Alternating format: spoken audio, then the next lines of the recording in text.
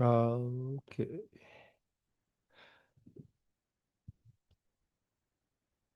How is everyone doing?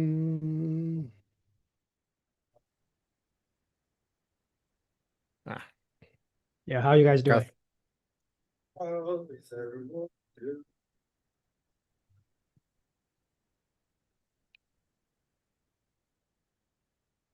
Sunday. Huh? Did you go to church today, Con? No, no, haven't gone to church today. It's been a couple weeks since it's been a mass in church. I think last time was New Year's. Oh no, no, no, not New Year's.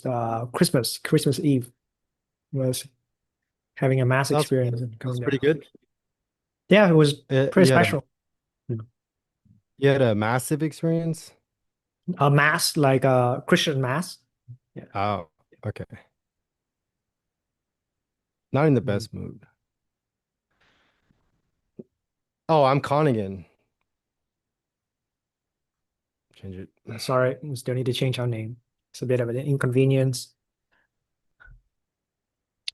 Um, but I think today we have a show ready for you guys that I think could be quite special. I know many of us coming to this kind of space, but whether that is, starting a journey in awakening through training in Vipassana, training in materials of pragmatic Dharma, or just overall get hooked on the path through the creative pursuit of, we want to be a better artist or make better art can find a lot of relatability with Frank.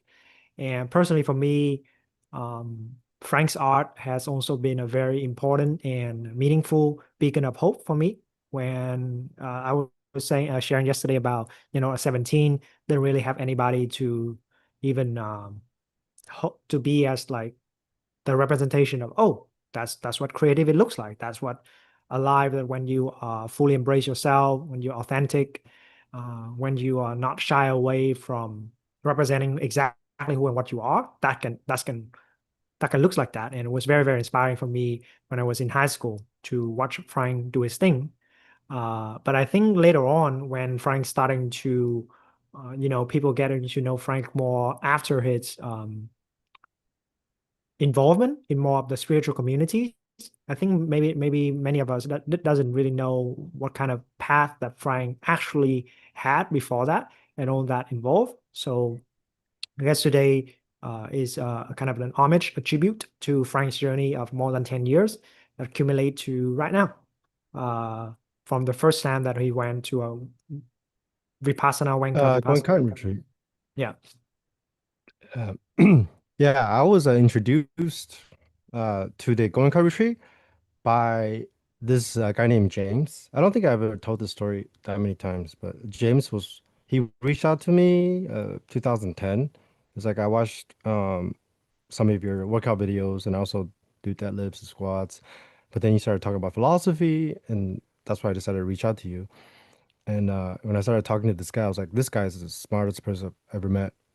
Like this guy was literally a genius. And he told me later on he had an IQ of like 150, like legit, like genius in that level. And he started getting into spirituality. At first, we were just talking about Western philosophy and psychology, stuff with the mind, but from the Western lens. And then suddenly he just started to get into Osho and like Alan Watts. So he started to get me into Osho and Alan Watts. And then that's the first time I actually ever heard of concepts like no self or awakening through him actually. And it was in was it in around 10 years ago? 2015? This was before I started meditating. He's one of the main reason I started to meditate, other than David Lynch. And then so he started to do a little bit of TM. Me and him started kind of doing TM together. I kind of taught him how Oh, to do it. He's really smart, so he picked it up. So after TM, he said, "Oh, I really like this." So he went on to do Vipassana. And oh, I'll tell you this one story that's really kind of crucial because you remember you asked me, Con, when is the first time you had meta awareness? right, right, right. So this is the guy that taught me about meta awareness. I know a lot of you probably take it for granted that meta awareness is just the ability to, well, I guess we can make a distinction between metacognition and meta awareness. Metacognition is that you think about your own thinking. That's what most people associate with like going meta with your mind. But meta awareness is observing your thoughts. Yeah, yeah. So he was like, Frank, if you want to reduce your sex drive, because that time I was struggling really bad with sexual addiction, I would masturbate Mm, like 5 times a day, and then I would like try really, really hard to not cheat on my girlfriend at that time. This is like with Vivian. Uh, so I was just asking, so is there any way that I could stop watching porn as much, stop masturbating as much? He was like, Frank, just start watching yourself when you fab. You don't have to like stop fabbing. You can just start watching yourself. I was like, well, how do you do that? How does one watch himself fab? And then he started to kind of explain to me conceptually the concept of meta awareness. Because I was already like thinking about thoughts a little bit, right? Because I read a philosophy of the mind, but this guy's like, okay, he's not just thinking about thoughts. Yeah, just observe your thoughts. So mm. I started doing that. That was the first time I had a glimpse into meta awareness, and I was almost 30 years old, 29 years old. So you can say I'm actually a pretty slow. I mean, everything about me is kind of on the slow side. I have a very slow development in some areas, as you get to find out too later on what I'm working on this year. But most people already know what meta awareness is, especially you guys at 29, right? Probably got enlightened at And 29. what is it what is it about David Lynch that got you, Oh, inspired to David do this? Lynch. Good question. David Lynch was always one of my favorite filmmakers. At that time, I was still a little bit of like a snob, like the David Lynch era, as like the elitist kind of view, like I know better art than you do kind of thing. I went to art school. Yeah, you guys don't know anything about art and mind and what's deep. So David Lynch is one of my favorite. But thinking back on it, it's kind of David Lynch is almost mainstream now. But I think back then he was still pretty niche. Only like the artists kind of really appreciate him. Yeah, so he started talking about TM. I was like, oh, you know, to become more creative, uh, you can sit down and meditate, chant this mantra, just like go into the subconscious and start fishing for ideas that are below your conscious level. So Wait, that's so one what are you reason. actually? Yeah. Oh yeah, go ahead. The other reason was the sex drive thing. So those two things, those two pillars, reducing my sex drive and then becoming more creative was what I started the path really of Yeah. meditation. At that time, still didn't know anything about non-duality until much later. Yeah. Oh, What actually, what yeah, yeah. what did you do with the TM? I'm curious. With the TM, oh, I actually took a course.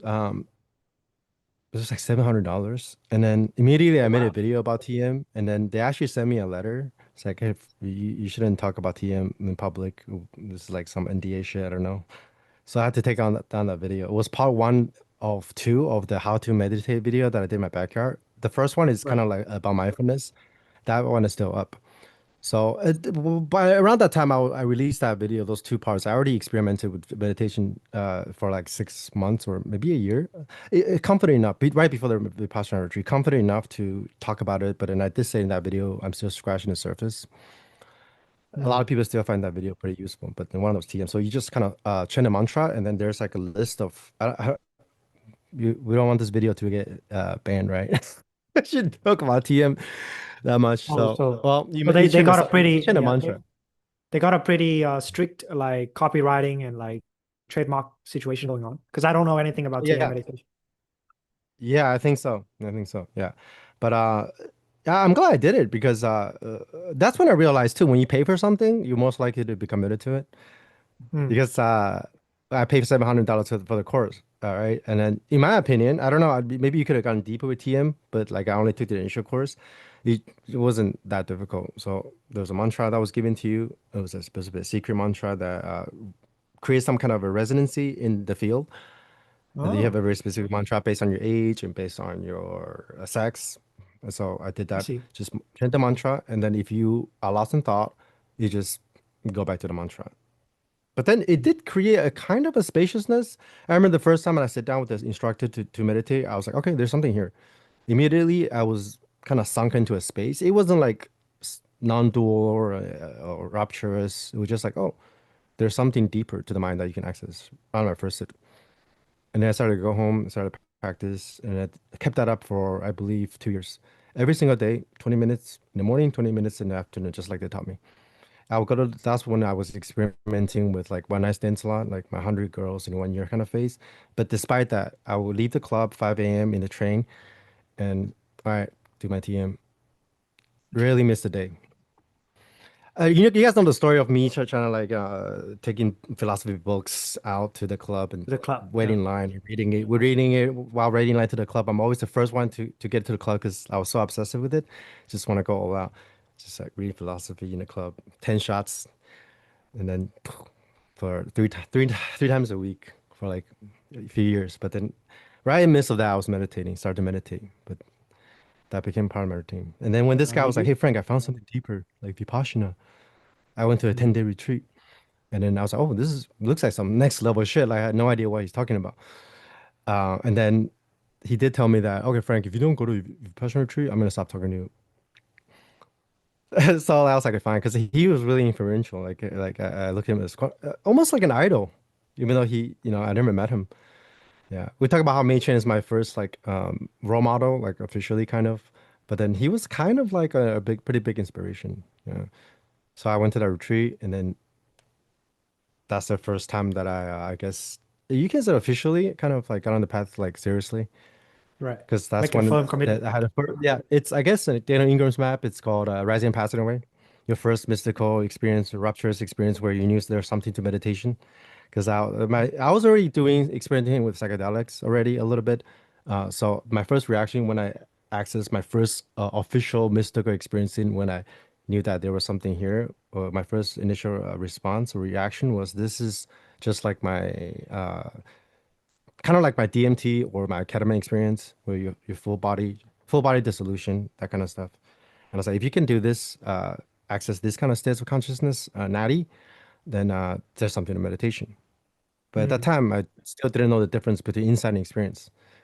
But that was good enough for me to like buckle down and be like, okay, there's something to this that's more than just increasing creativity and reducing sex drive. There's some kind of a doorway to some kind of a destination, so to speak.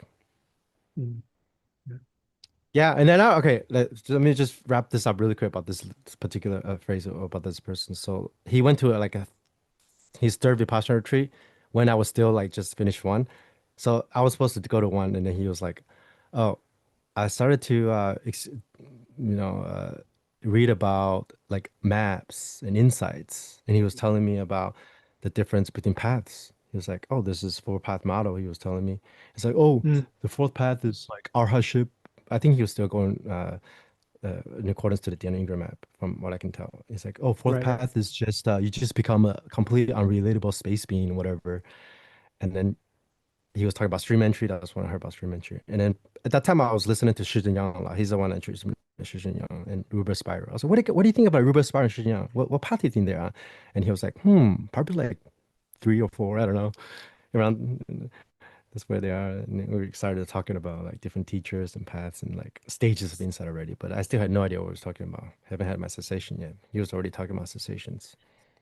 I see. But then, Yeah. yeah, that's a more detailed version of how I got started in meditation.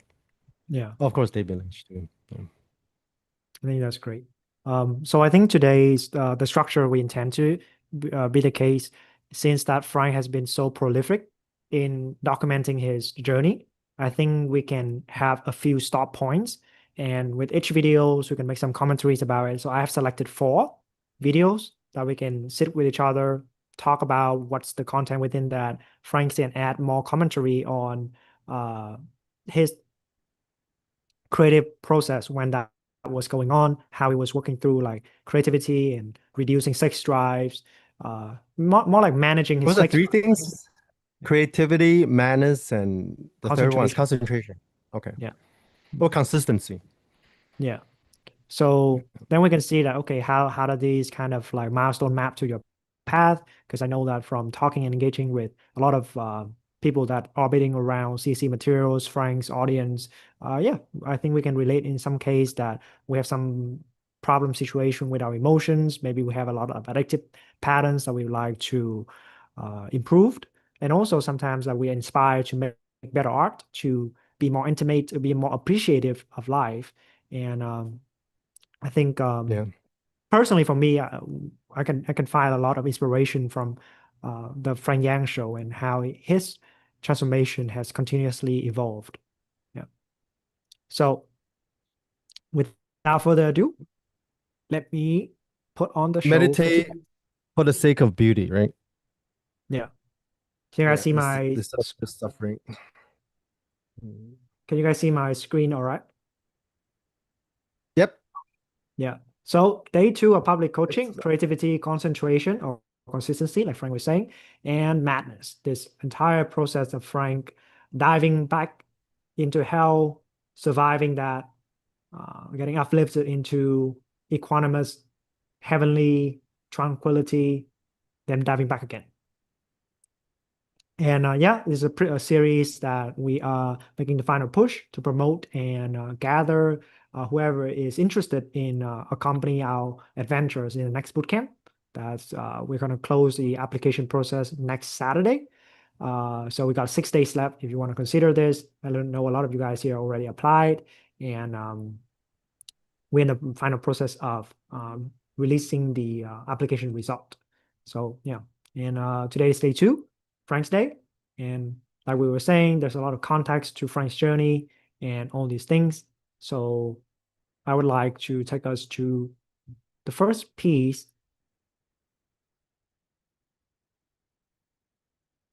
which is preparing for Vipassana, 10-day silent meditation retreat.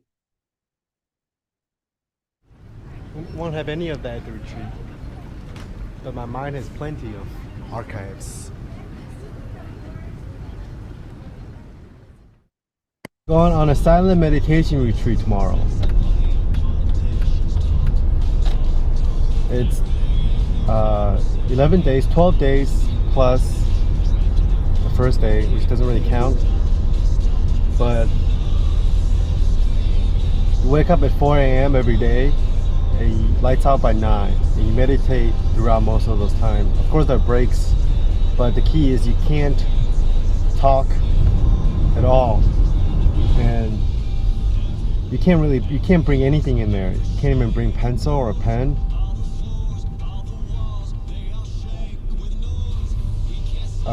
Obviously no paper, no cell phones, all that stuff. So you basically go in there like a prison. My friend calls it the ego death prison. And there are a lot of rules that you have to apply. And we're taking care of the wardrobe today. You can't wear anything tight, nothing fancy, no like hippie bullshit. So I'm thinking about just getting like all white sweats. And what else? Where's the list? Let me see the list. This is the list of things that we're gonna buy.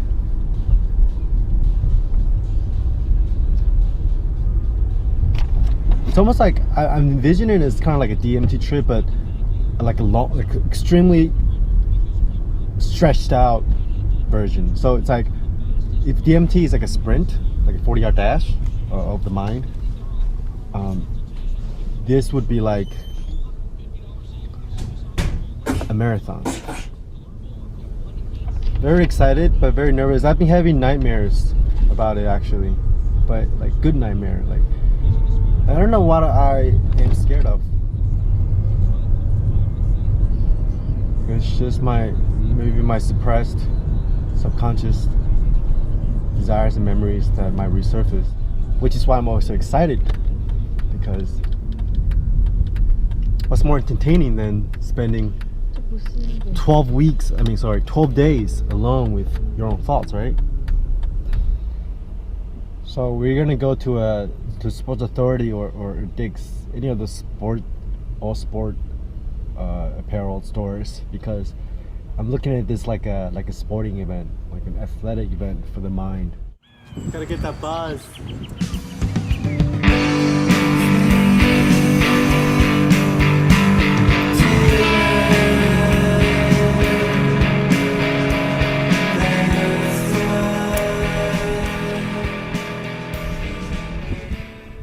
The first time I heard about this retreat deal was when I read Sam Harris's book Waking Up, and at the time I was like, holy shit, that's something that I want to do like before I die.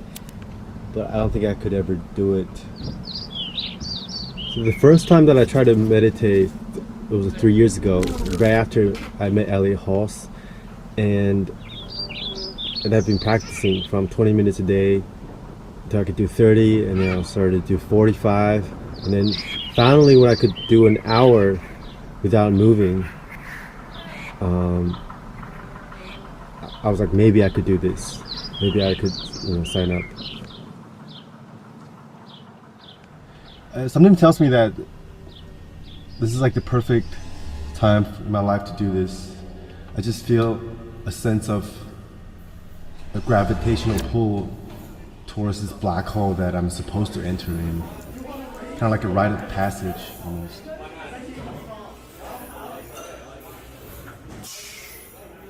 So this is my last workout before I go in, and I'm doing full body because you can't work out this entire time, obviously, and you can't even run, you can't even do push-ups, and so I'm so afraid of losing muscle that I have to work really hard here. And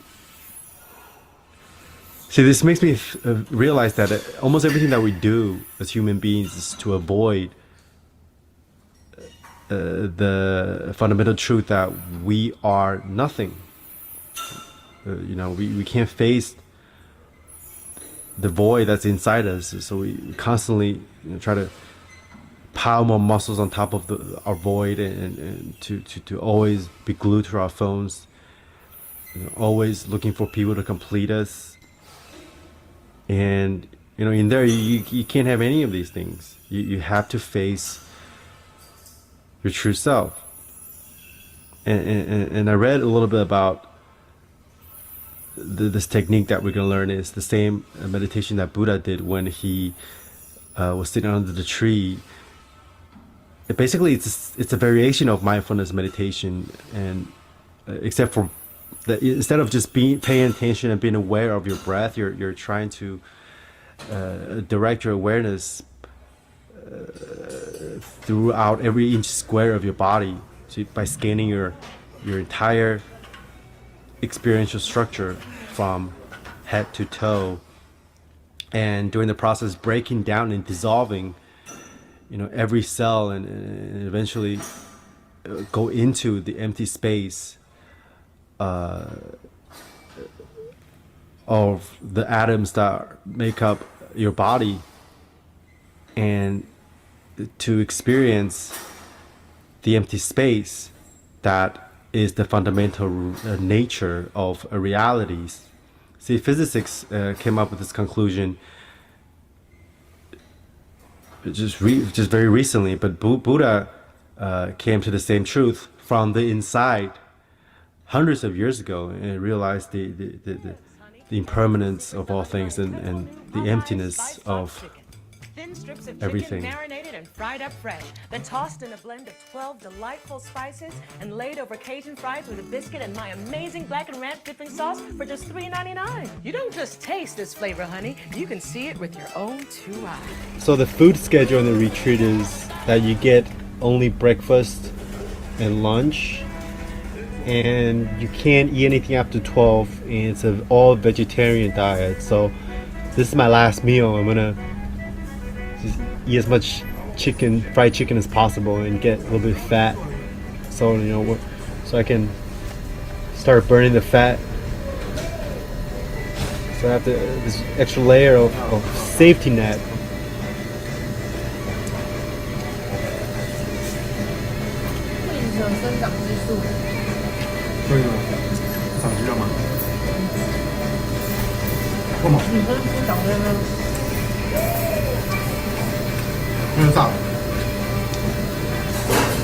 Oh, are you recording a video? No.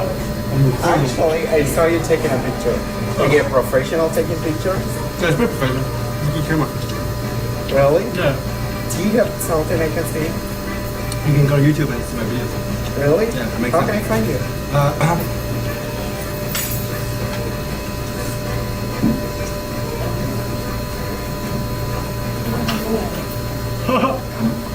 Sorry.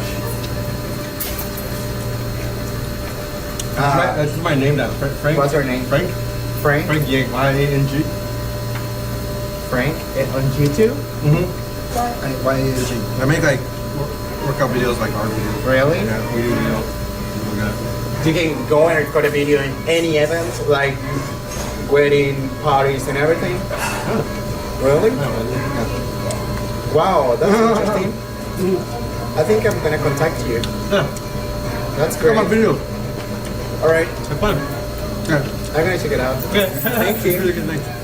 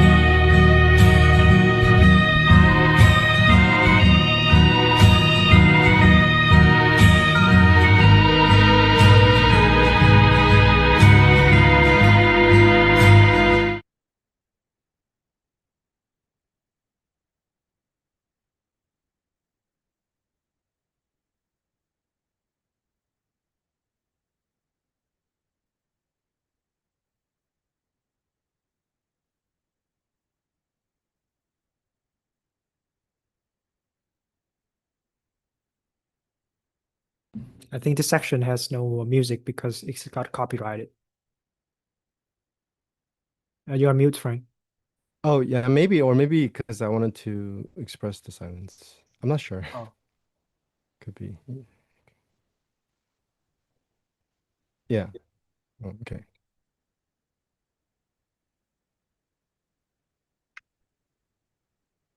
All right. That was the context. What do you think about that now, looking back, Frank? Um, my first initial reaction was everything that I said there wasn't based on experience. Wasn't based on experience? It was based on concepts. Like the thing I talk about looking into the nothing. I mean, I had some really short glimpses maybe, or like I'm not the thinker, but that was as far as I got. Right. So I see. it's just by, yeah, you can say the same thing. Like you look into the nothingness that you are 10 years ago, and you can say that now. But the depth of the insight, the depth of recognition is day and light, day and night. But I wasn't being dishonest. That was just that was where I was. I don't think I even knew the difference between direct experience and conceptual understanding, actually. Yeah. Because I did, at that time, I did read The Power of Now. I did read Jem McKenna as well. Yeah. So I had a lot of concepts Right. about now self, but no direct experience. Yeah. And this would be interesting because I think it may be a massive, very rampant case of, the Cunning-Drugo effect, where What does that mean? initially, like, like the confidence level when you first enter some sort of subject and you boost yourself, with conceptual understanding, and you think that you know a lot, but then you like do a dive in and like, oh man, this is what direct experience is like. And then we're starting to see the Yeah. map to be, or the territory to be much vaster than what we initially expected. And I think, Yep. yeah, because otherwise, a lot of times that people may mistake their conceptual understanding to be an experience, and then experience to be realization. Realization. Yeah. Yeah. Yeah, that's what I say. A lot of people mistaken insights, experience with insights, and insights with the realization. Yeah. Yeah. And also, you can also start to really contemplate about what other people are saying too. Are these people coming from experience, from insights, or from realization, or from concept? Like before experience is concept too, right? But some people just go directly into like an insight too, without any kind of conceptual. I think that was the case for me when I was 17. Like yesterday, I was sharing. It's boom, like immediately an experience and some sort of insight about the capacity of letting go. But I have zero conceptual framework, so it just was Yeah. very destabilizing. Yeah, yeah. Or even people who do psychedelics, right? Some people do psychedelics, they might have a glimpse of something beyond, and then there's no conceptual framework. That could be destabilizing, but you have too much conceptual preconception, and that could also, be a trap in itself. Mm. I think especially Mm. nowadays with the access to information could be so much video explanation, so much video, like we were saying yesterday about Yeah. like, skipping steps, immediately, on these highest truth because you want to search and the algorithm also feed you with these kind of materials, right? So then we can like, store up and absorb a lot of conceptual understanding. And we may be very smart Yep. to be able to really Yep. explain it, to see what's going on, but it doesn't really mean like you were saying it has direct experience yet. Yep. Is this something that also like maybe relatable for some of us here? Like this process of having a lot of conceptual insight, conceptual understanding, but not necessarily translate to experience. Yeah, can you hear me Oh, good? hey, Anthony. Yeah. Yeah, I Hey, can. what's up, Anthony? Hey, hey. Yeah, I was just basically like thinking, what's the like difference between like the insight and the realization? Like, would you say that like the realization is something basically like in the fourth path model on Theravada path, or like because Daniel Ingram is talking about like the stages of insight, so like the more insight you have, basically, the more prone you are to realization, basically. Hmm. That's a good question. I guess there are several ways that you can answer this. Um, I would say insights are mostly expedient, where realization is definite. That's one way to frame it. For example, you can have the insight into impermanence, but impermanence is an expedient insight. A What do realization you, sees the emptiness okay, so impermanence can be a remedy to cure permanence. Oh, it's an insight. Oh, okay, the reality, everything in reality is arising and passing. But a realization sees the lack of inherent existence, even in insights. You can say it like that because you can say impermanence cures the rarefication of permanence. It sees through the solidity of permanence, but then you also have to see through the emptiness of even impermanence. So you have to self-invalidate even impermanence, which most people would take that to be some kind of an ultimate truth into the nature of experience. It's not a wrong statement to say everything's impermanent, but I would say it's still not a definite, mm, it's still not definitive. what do you mean by expedient, Frank? Experience, I guess you can say it's more like a relative truth. Maybe it's still a kind of truth within a certain container, a certain ontological framework. Yeah, but I would say Right. a realization is what transcends all ontological framework, including the ontological framework of realization. That's one way I would explain the difference between insights and realization. And I think before I used to say things like if you collect a bunch of insight, you will congeal into realization, which might not be the wrong way to put it as well. It's maybe like the insight, it's still more like something that it isn't completely locked in. Or maybe realization is just seeing what's always and already there. So in a sense, it's quote unquote permanent. But maybe I that's think in the another way to Frank, tradition, think about that. Yeah. oh, I was just adding a little bit is in the tradition they say not the Theravadan fourth path model, but the Mahayana path. They emphasize that the first Mm. phase or the first path is the path of accumulation. Oh, okay. So it's like you're stacking Yeah. up, like yesterday we were talking about stacking up Merits merit, and insight. yeah, merit and insight. You're starting to build this kind of foundation to be able to host, so that to host and contain the more and more of the realization possibility. So then the flip is the path of seeing. Yeah. When you break into Mm. like Okay. direct cognition, then the path of seeing, and after that is then the path of, they say it's path of meditation, but it's really the Familiarization. path of further Familiarization, right? integrate familiarization. Yes. Yeah. Yeah. Yeah. All the Okay, that way makes until it sense. like become complete Okay. permeation into your life. Okay. Okay. Okay. So in that case, even before what I call the Big Bang, there were a lot of insights into not self. But then that Big Bang was like a realization. Hmm. Frank, can you give me like some like what's the inside? Like some example, like what you mean by the inside? Let's say like the inside I had like yesterday, like oh, like this is not my thoughts, this is my personality, Mm. like still going on. So this is the what you mean by inside? Yeah, even the word insight, or like we talked about wisdom yesterday, right? There are like different levels to it. There can be a relative wisdom or relative insight about who you are as a personality, or even the insight into how you can build muscle more efficiently. You can say that's an insight. But then when we talk about spiritual insight, we're talking more about insight into the nature of experience, the nature of reality, the nature of mind, instead of like the insight to nature of like the body or the insight to nature of like creatine or something. Yeah. So I guess you can say everything, even the relative kind of insight about, I guess, working out, whatever, is still there's a mind that's conceptualizing that insight, that's understanding that insight. But then what is the insight into that mind itself that's doing the cognition? That'll be more like the insight of uh I guess we can say spiritual insight, quote unquote, insight into the nature of mind. So I guess when we discuss the insights uh of the nature of mind, or when we speak of the word insight, when we discuss spiritual matters, it's mostly the nature of mind, the insight into nature of mind.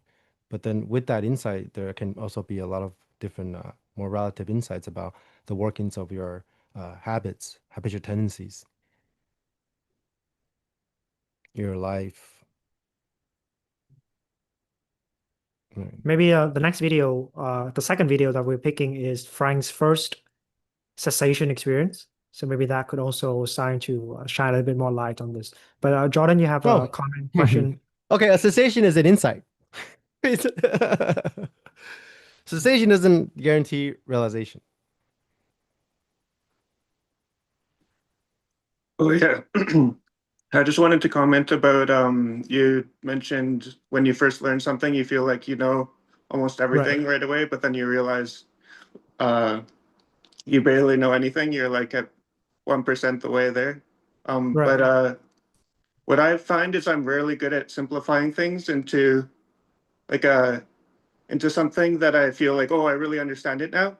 Like I create rules and then I don't realize all the exceptions to the rules because all the simplification actually removes a lot of information that's actually right, there.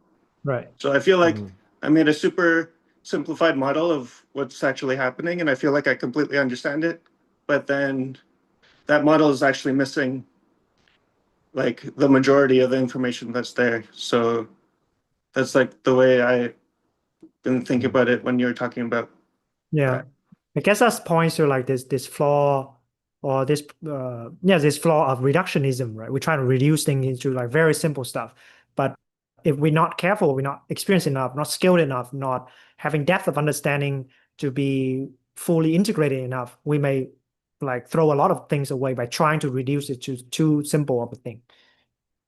And I guess one of the things that at least personally I can speak of is training with Mei Chang.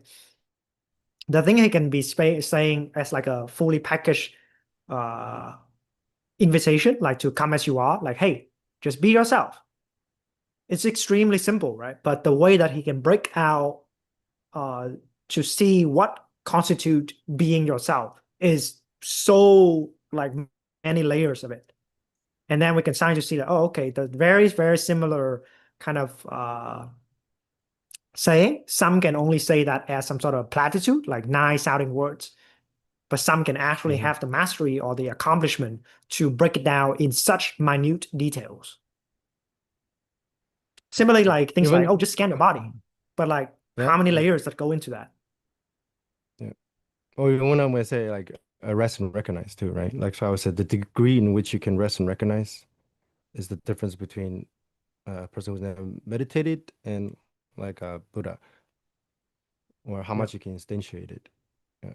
The same thing was what I said about like looking inward and being afraid of the nothing you are. Yeah. Yeah. Actually, I wouldn't describe things that way anymore. Like you really hear me say things like that, or like I am nothing, or I'm everything. So, so yeah, like the depth of the insight or realization also changes the way in which you use words to wrap around these uh, vectors of inconsiderability. Mm. And okay, so maybe now we are at the point where we're thinking right now, what is the difference between insight and experience? How does this whole thing come to talk about the realization? There's a lot of concept, right? And then like we're taking each other on this journey. You know, that was Frank at the very beginning, maybe like just trying to build at the base of the practice of joining a Vipassana retreat. And I know personally from that video, because after that video is the video about like the aesthetic of silence. Like when Yeah, but Frank joined that Vipassana, I was like counting down the days, like, oh, it's day one for Frank. Oh, it's day two for Frank. It's day three. And then afterwards, like, where's the video? Where's the update? I remember like Mhm. following it live when that was happening. So then like the silence of aesthetic was a very good feel to follow, Mm. watch that. But then the path starting to unfold even more for Frank. And I think this was 3 years later when Frank joined the second Vipassana retreat. Yeah, Yeah. that's been overdue because according to my friend or the instructors there, you're supposed to do a retreat every year. Yeah, there's At supposed to least be some one sort year. of momentum for you to build up, Yeah. then stack over time, right? Because Yeah. things do like wax and wane, and the momentum can fade away. That's one of the things that we were talking about Jeremiah yesterday about. Yes, right now we can feel very intimate and present and all that, but if we don't like strike when the iron's hot, we lose the momentum. Like the merit erodes away if we're not managing it well. So this is Yeah. Frank's coming Mhm. back.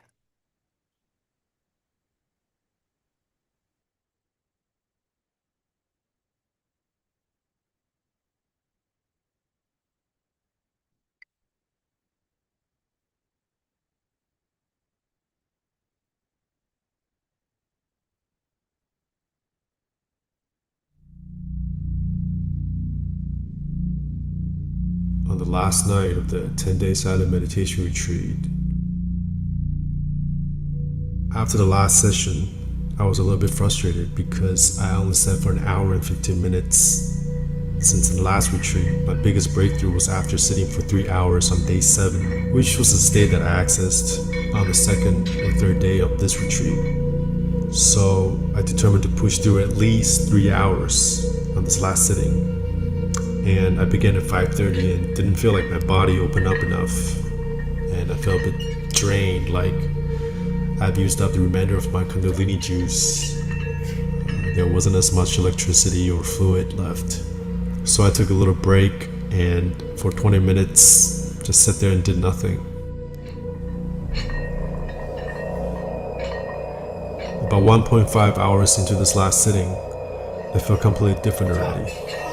This time the sensations and the visuals were more eclectic and elastic and was predominantly white, whereas before it was mostly black or multicolored. My whole body felt and tasted like milk and honey. I knew this one was going to be big, so I kept at it, staying quantumous with clarity and concentration. I could pull one string of sensation and swing it around my head all the way to the ceiling and back again as I continued to peel my body layer after layer. About 2 hours into it, my body was almost completely dissolved. But I took Goenka's advice and started scanning my spine, which was one of the only places left that was still solidified. I felt like I was drawing a huge Zen circle from one spinal cord to the next, like a strange loop.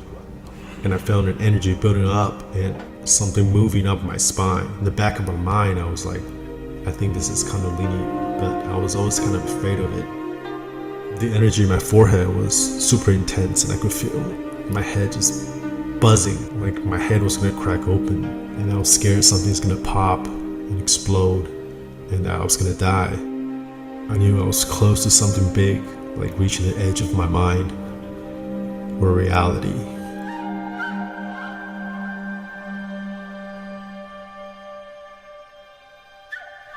About 2 hours and 15 minutes into it, the meditation was carried on all by itself, as if I was sitting inside a self-driving spaceship that I spent the whole retreat constructing.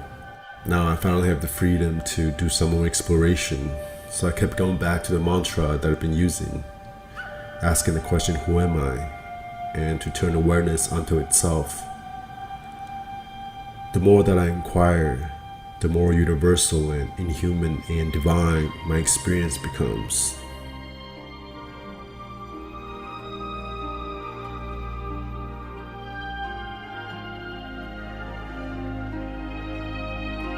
But I knew there were still some elements that I needed to let go of, so I kept relaxing into awareness, like falling back into a vast spacious blanket.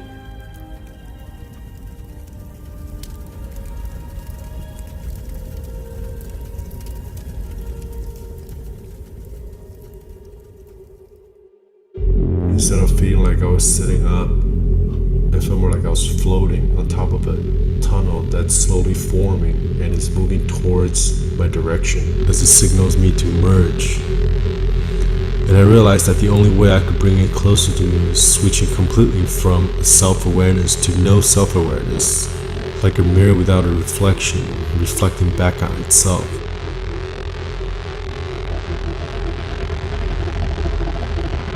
I started panicking, my heart was pounding louder and louder, and I could smell death around the corner.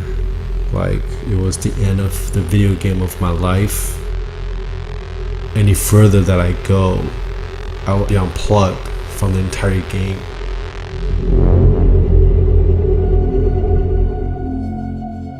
It's like the ultimate, absolute, Brahman, infinite intelligence, love, will pop in and out of the periphery of our consciousness, but I've depersonalized them anyway.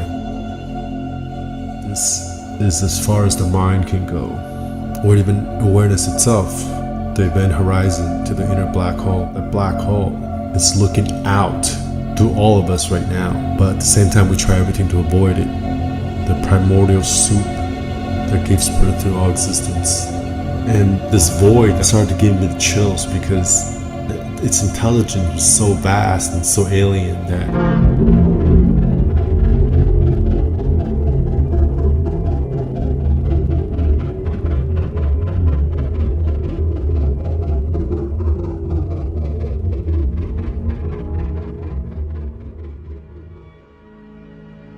and then there were other human beings, faces popping in and out of consciousness.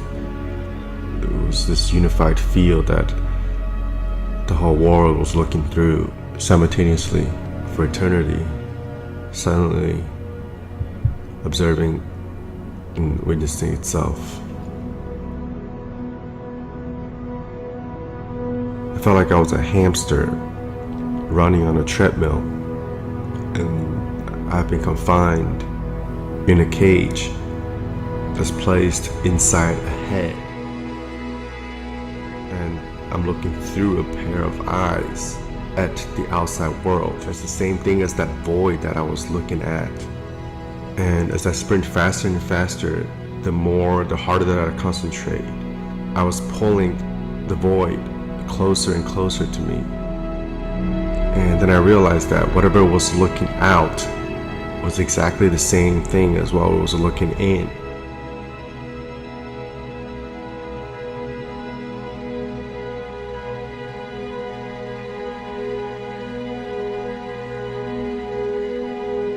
The perceiver and the perceived appear to be the exact same thing.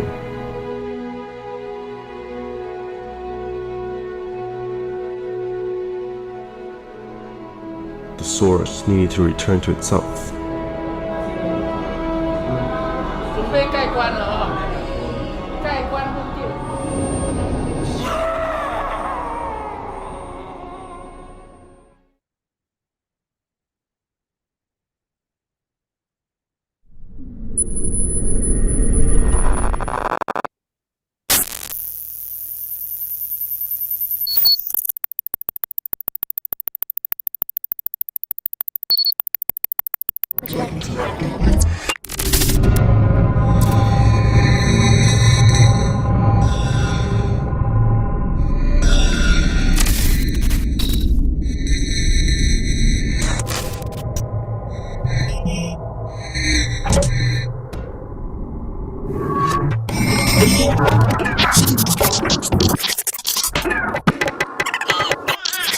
final step is to turn awareness onto itself.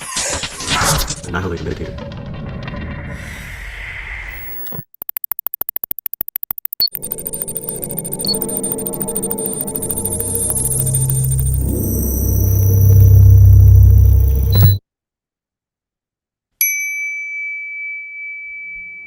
Then the mind switched back on. I felt like a switch had been turned on and somebody took the rug from underneath my world and in an instant switched my reality from a simulation to I kept going in and out of the bathroom. Each time that I walked in there, I gave birth to a new bathroom. It was almost like observing a single sensation on my body. But now that sense of arising and passing has been extended to the entire reality. Bliss. Couldn't sleep all night. Next morning, the noble silence was broken. Instead of a head or even a body, what I had was a 360-degree mirror, and everything I was perceiving was reflecting back on this infinite empty space. When I was talking to people, it felt like they were just talking to air, and that I was looking at myself. I was flipped inside out. My awareness was no longer confined in a location behind my eyes. But everywhere, nowhere. I felt infinitely small, but infinitely large. I had accessed a non-moment called a cessation or extinction or nirvana.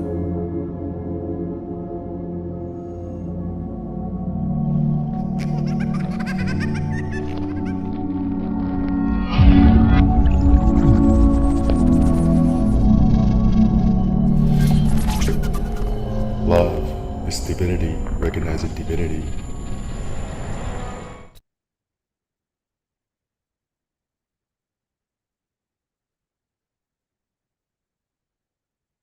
That's a phenomenon video, bro. Interesting. That's a really good video. Thanks.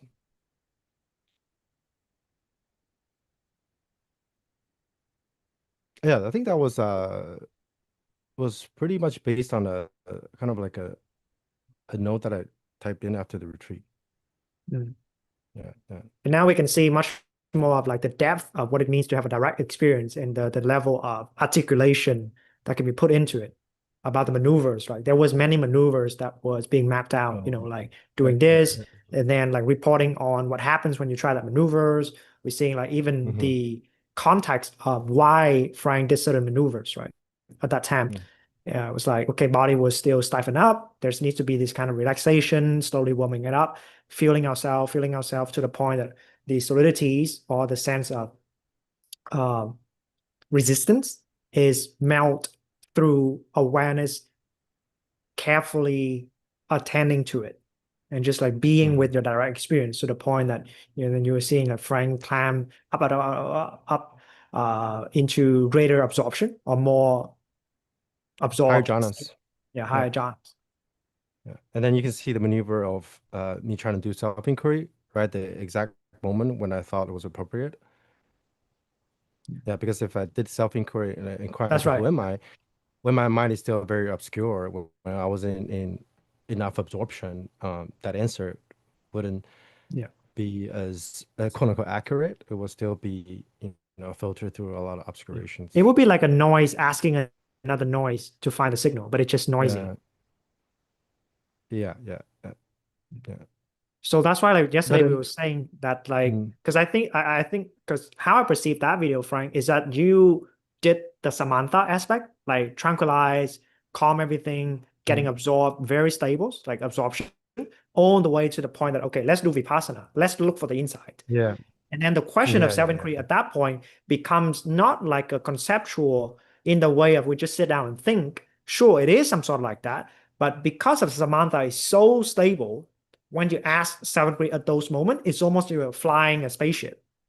with your Yeah. question as like a As a location device. further kind of boost, yeah, yeah, yeah. Oh, yeah. And you can say that that's the space where it's much more clear to see what's always there.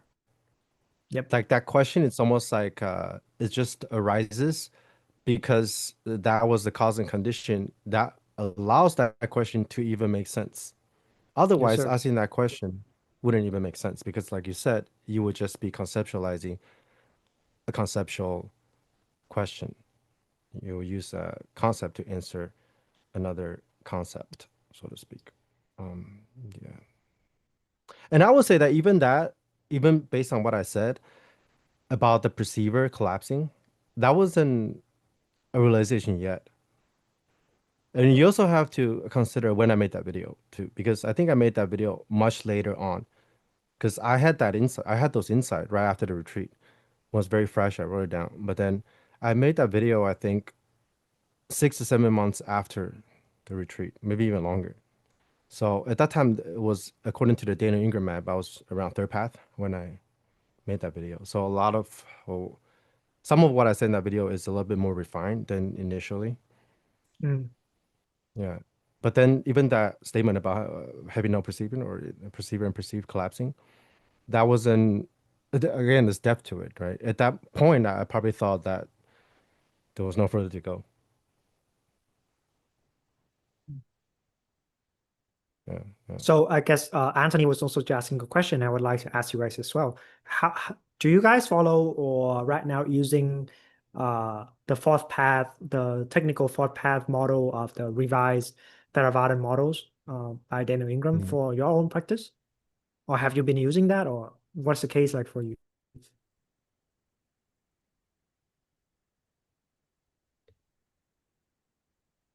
Yeah, I've been using that a lot quite these times, and I was more confused like when I went to Twim retreat this year, or like the last year, and basically like they were talking that the third path like is something different than the fourth path model, which like Daniel Ingram is talking about. So now I'm even more confused, and I basically don't know what to think about that like, anymore because it's just like so many like information. I don't know. Yeah, yeah. The path can Yep. contradict each other, right? Even though they seem to talk about very similar stuff. I mean, there is also this Guru Viking videos when they invite both Delson Armstrong and Daniel Ingram to talk about their own definition of what it means to enter the stream, what it means to, like, have all this interpretation of fourth path model. Yeah.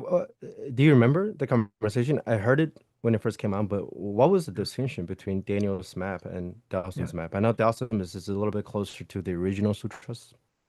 Yeah, I think so. So I think well, we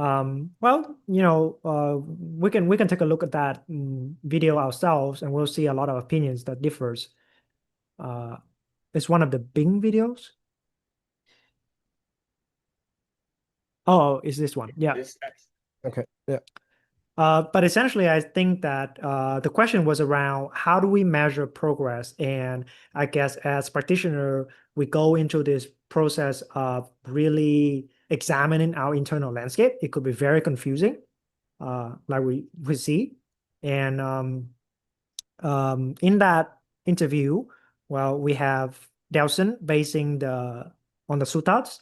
So, for example, stream entry would then be defined by the clearing away of the first three fetters. The fetters of self-view, the fetters of doubts, and the fetters of Hmm. rites and rituals. And Right.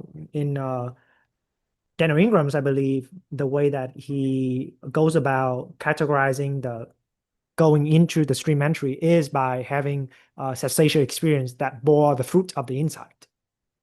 Yeah. Yeah. So to answer this question, I think that video is entering the first path.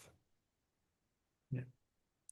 But of course, I think that with more refinement and also after training with, Mei Chang, understand more also like the different perspective, because some of our team members in CC also train in the Theravada setting, like Chun Hong. with a very focus on rigorous training of genetic absorptions, very precise with the way to describe states shift and understanding what was the original context when Shakyamuni Buddha was teaching his Sangha at the time. So then a lot of breakdowns, and then we see like we can kind of see the where maybe modern practitioner like Daniel Ingram is coming from with his approach to revitalizing, modernizing a lot of his perspective so that it fits better right now. But of course, it's a big conversation, right? Even in that talk with Guru Viking, we can see that they were hashing it out and kind of talking to each other. Yeah, but yes, yesterday we were talking about sometimes the dangers, the unwanted side effects when we take our mind, take our direct experience to go to these spaces, heighten in the momentum of a retreat, and then be able to crack that. But that could also be very dangerous, right? Like we're seeing that these things that we're talking about sometimes can lead us to very destabilizing and not just confusion, but just, yeah, can straight up have many unraveling, unfolding that can become a lot. Because I think after that video, Frank, you started like to enter some sort of also, or maybe right before that retreat was Dark Night, like a 7 days binge thing. Yeah. Yeah. No, the one after. Yeah. So after that video was when I had that was the start of the Kundalini bowling. But then right after that video, my grandfather died. I broke up with my ex, and that's when I had like the full-blown Kundalini explosion. Right. Yeah. That's so funny, Frank. Yeah. Go ahead. Your 7 days binging and like drinking in the some sort of a trailer camp or something like that. Oh yeah, that trailer camp. Oh, that was before that. Yeah. After that, I did more binge drinking. Yeah. So the trailer camp experience, when you were going through that, I was doing my Vipassana Wanka. Oh, interesting. At the same time. Yeah, at the same time. Oh, yeah. Makes sense. Yeah. Yeah. Then I was just want to make a comment on the difference between those maps. It's like it all depends on like what you focus on to sort of dissect the insight. Like where is the entry point? Because they're not going to tend to focus on perception, like the perceptual aggregate. So when you said stream entry means dropping the first three feathers, some people can see through the self, but they probably wouldn't have some of the check marks that Daniel Ingram had on his book, such as the permanent dissolution, for lack of a better word, permanent seeing through of the subject-object duality, or just, as I used to say it, drop in the center. Yeah, but then the way he described drop in the center is mostly perceptual based, and there is a really interesting reason why that becomes so, I guess, popular. That kind of model becomes popular in the modern times, right? Because modern society is all about perception. Yeah, it sells. Like when I talk about perceptual shifts, it's sexy, it's cool. People want to experience all the perceptual flashiness, right? But when you talk about like emotional models or like conduct, like what I guess Delson Armstrong focuses more on, that's not too sexy. So when you try to take that the Theravada map from like thousands of years ago, and you modernize it in a very specific, particular kind of way that appeals to modernity, of course, it's gonna have a different effect, or your practice is gonna be a little different. Then you take that to just be the ultimate model versus seeing that model as contextual. Oh, how does that fit the modern time? Why does then you're gonna take that regional sutras and try to modernize it this way versus that way? Why did the sutras focus more on this or that? Why did Daniel Armstrong focus more on, like, say, a different aspect of realization, different aspect of the jewel? Shi Jian said enlightenment is like a multifaceted jewel. Right. Maybe he focuses more on like emotion or dependent origination versus a perception shift, 360 panoramic. It's a different interpretation of different jewels, different aspect of different facets of the multifaceted jewels of enlightenment or realization. So a lot to consider, right? Yeah. When we were talking about yesterday about how a lot of the basis of the meditative practices as it's been popularized really focus on regulating your attention system. So that's perception, right? Attention, how are you perceiving your reality, and then you see the tension between the sense of being inside a head or inside a body here versus like the external world out there. And how do we deal with this kind of like tension between there's these thin layers that kind of separate it? And what happens when this thing is felt and then unravel and it just become like this inseparable kind of dynamic. So then Frank was Yes. saying that yeah, it's opening up. You can feel the sensation of the room. You can feel the air that you're perceiving around you, and it opens things up, right? But like Frank was just saying, and I guess that also maps well with some of the research I was sharing yesterday, is that this is a very solitary way of looking at your practice. It doesn't really Yep. talk much about, relating, Relationship, right? Relationship, compassion. emotions, compassion, how do you respond with responsibilities with Conduct. the other side, or conversations.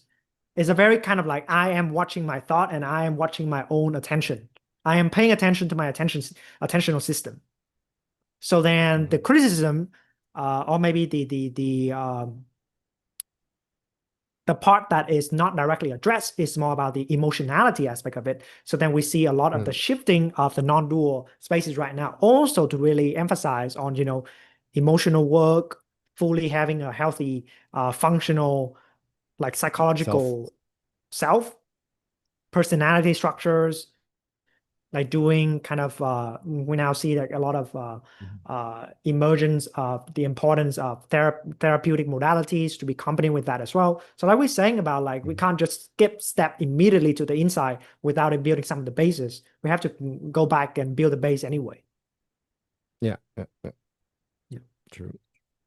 Yeah. Yeah, there's also a lot of just by seeing that video, I would say things like there's something inhuman, right? Creating that duality between the absent and relative, or Mm. like no self is a thing that you should obtain, that the Brahman is like over there, then I'm slowly letting go of every aspect of what's not the Brahman. So there's like a view of say annihilation or Right, nihilism right. there. Annihilating the human to become the divine. Annihilating the human to become the divine. Yeah, very clearly that split there, right? Yeah, but that was needed. That the absolute in that context was as a remedy to Yeah. invalidate previously the reification of you're just a human, or this is just this is reality. Now you enter some kind of a realm that's beyond the dream. But then once you verify that beyond the dream's space as the ultimate, then that's more things to see through, because then you're hanging on to that as some kind of a ground. Mm. Or even the example that I gave earlier about impermanence, right? I was seeing not just sensation arising and passing, I was seeing like the whole room arising and passing. But then there's still a sense of like arising and passing. So once you see through the emptiness of even arising and passing, you arrive to the insight of, say, non-arising, non-abiding, and non-passing. Then that is the point of the vector of invalidation for the previous ground, which is arising and passing. But then even the inside of arising and passing went from just seeing a sensation, the breath arising and passing, to seeing the whole reality, the whole universe arising and ceasing through the inside of a cessation. Even awareness is arising and passing. But then you go beyond that even. So I would like to invite Pulse a little bit to maybe check with some of our people here.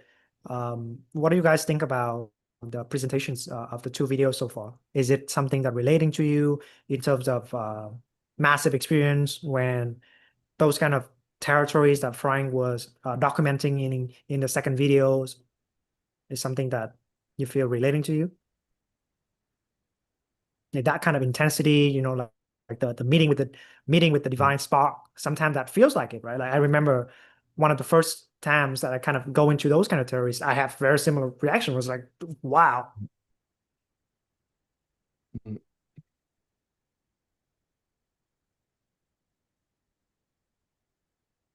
And without those videos, I mean, yeah, sometimes we can forget how special it was in the first encounters when the emotion was fresh and the first time we Yeah. kind of step out of the box. Yeah. There's a frowning effect. Or well, how do you call Fawning, that? The fawning, fawning. fawning effect. Yeah. A lot. Yeah. And you also have to consider, since we're talking about creativity and madness, you have to understand that I'm an artist, right? And I was struggling with bipolar OCD, whatever. So the way I present my content and the way I describe realization tend to be a little more like showy, right? Because that's just sort of my disposition as an artist. So that makes sense why the perception shift was such a magnificent shift for me because it's as an artist, your perception is one of your weapons, right? Like how you perceive the world it makes and break what kind of art you make and how what you consider aesthetic. That's why like representing these shifts with like the 360 camera was so fitting, right? Yeah. But of course, not everyone would experience something like so rupturous.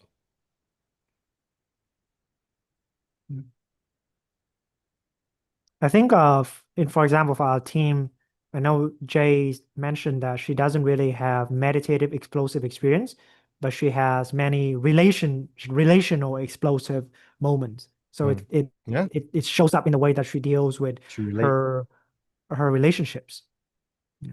Hmm. Through heartbreak, through frustration, through being a mother, through being a wife, and many, many challenges that comes with living modern life. So we have these different kind of flares, different uh, facet of the jewels, like Frank was saying. Hmm. Oh, Marco just commented. Would you like to elaborate a little bit more about that, Marco?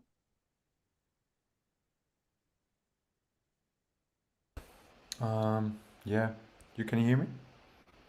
Yes. Okay, cool. Um, yeah, it's some similar experiences, like feeling beyond being a human, Yeah. and um,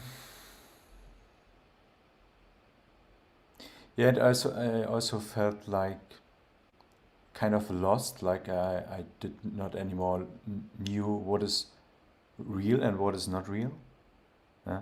Is it just a matrix? Is it real? Is it Right, not right, real? I was right. very confused. And also what Frank was sharing about, I think, when I understood him right, about he was just a mirror and or With no everything else reflection? was just a, yeah, and Mm. everything else I think also was just a mirror of himself. I had this experience also at least once, but then a lot of fear came up because it was twofolded. The first thing was I felt very alone because there Mm, was just me, right. and Mm. also the amount of power that includes that idea of everything is just a mirror of myself because I Oh, recognize yeah. when I do something and I can do everything and everything I'm doing or is everything that seemingly is happening outside is because of me, and it was a lot of responsibility, and Mm. the fear I think which came up then was it felt like I was going back to my belief of I'm just a little human, yeah, with no power, with and therefore no responsibility anymore. Interesting. How did the flip between everything is within my ownership, accountability to my experience, and then feeling like what would you say, powerless? Normal, I would say normal, Normal. Okay. Yeah. normal, like every human, not really Mm, powerless, but in comparison to the power I felt seconds before, right. you can say it is powerless, but I did not felt powerless. Right. Right. Right. Before I just felt overpowered. Right. And Yeah, there's a danger to skew into like solipsism with that kind of view, right? yeah. Yeah, I was just about to say that in these kind of openings, then there because the experience could be right there for us to potentially realize the truth, but often or Mm. not, the more often than not, the obscuration towards whatever degrees, right, would then obscure that Mm. realization and immediately make the experience and interpret that into something it's not. So the experience itself is very legit, but the Yeah. way we digest that experience is maybe not so stable or well integrated or something like that. Yeah. Yeah, I think another way to put it is that the difference between experience and insight is that I guess experience can become a byproduct of insight. So you have an insight, and then that's accompanied by an experience. But the experience is very individualized base, right? Like it's like you're a particular kind of way. You have an insight, but insight is supposed to be the same, quote unquote, universal, right? Impermanence is impermanence, right? It doesn't matter your personal story. But then you interpret that insight through the lens of your personal story, it can dilute that insight. Yeah. So then, Marco, how did you navigate that kind of new shift into like almost like a new reality? What's real, what's unreal? How did you stabilize after that? So this feeling not as a human anymore and like everything is just a reflection of myself happened 2 times for me. Hmm. The first time, yeah, it felt like I was, because of the two fears, I was coming back to my normal sense of being a human, and I feel, what is it, separated from other human beings. Yeah. Here that's me, and there is Khan, there's Frank. Yeah. And but the only difference I experience since then is I know it's true what I have experienced. Yeah. Yeah. But it's not like that.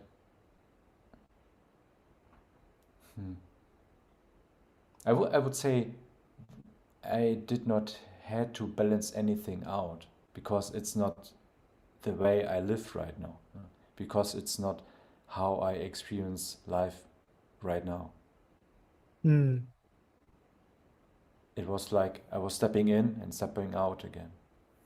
And yeah, just, I mean, there was no question about at the end,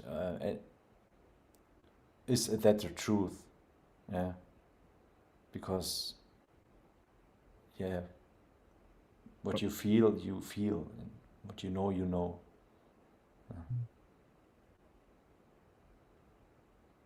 Would you say that from those experiences also really, how did that affect your momentum of practice afterwards?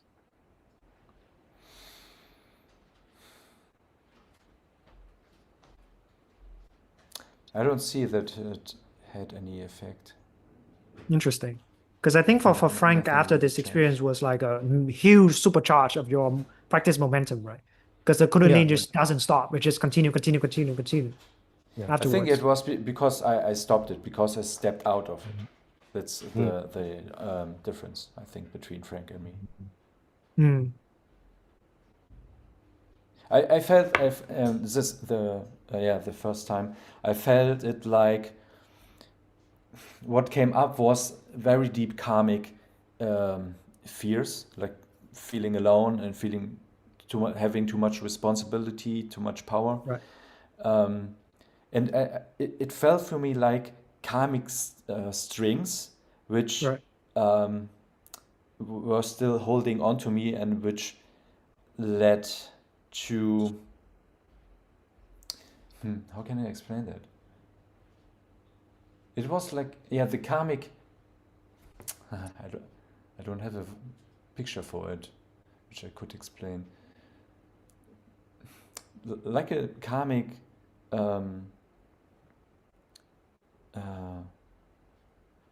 line or whatever, through which I came then back. And without this karmic belief, I am alone, or it is something bad about being alone, or having the belief of I have too much power, or I could destroy this planet. That was my fear. I could destroy this Right. planet for every human being. Right. Right. Right. As soon as I don't believe in that anymore, I think I wouldn't have come back. Mm. Yeah, then maybe also I would have stayed in it like Frank and would go further. Yeah, I think that sometimes many people have reported these kind of breakthrough, like breakthrough type of experience, like Marco usually described. There is this kind of like Godhead type of access that suddenly you're like, wait a minute, I have picked into something that feels like I shouldn't be there, and I don't want to be there because it's too much. Uh, if we're not careful with those kind of territory, then people develop like God complex, or people develop some kind of like we were saying yesterday, grandiosity of delusion of grandiosity, and then it becomes very hard to, stay grounded after that. And it's almost that the snapback, the fear response or snapback response is also to, um, I guess it's an instinctive response that we have to maintain homeostasis. Otherwise, we just straight up go insane, right? Straight up go insane. Yes. Yep. Yeah. Yeah, and a friend of mine during his first Vipassana course, he went a little bit crazy because what he experienced through this, um, it was too much for him. He Right, was right. not able um, to digest that, and he felt too powerful. He was complete in the, I don't know, let's name it spiritual ego or what, like he was God. Right.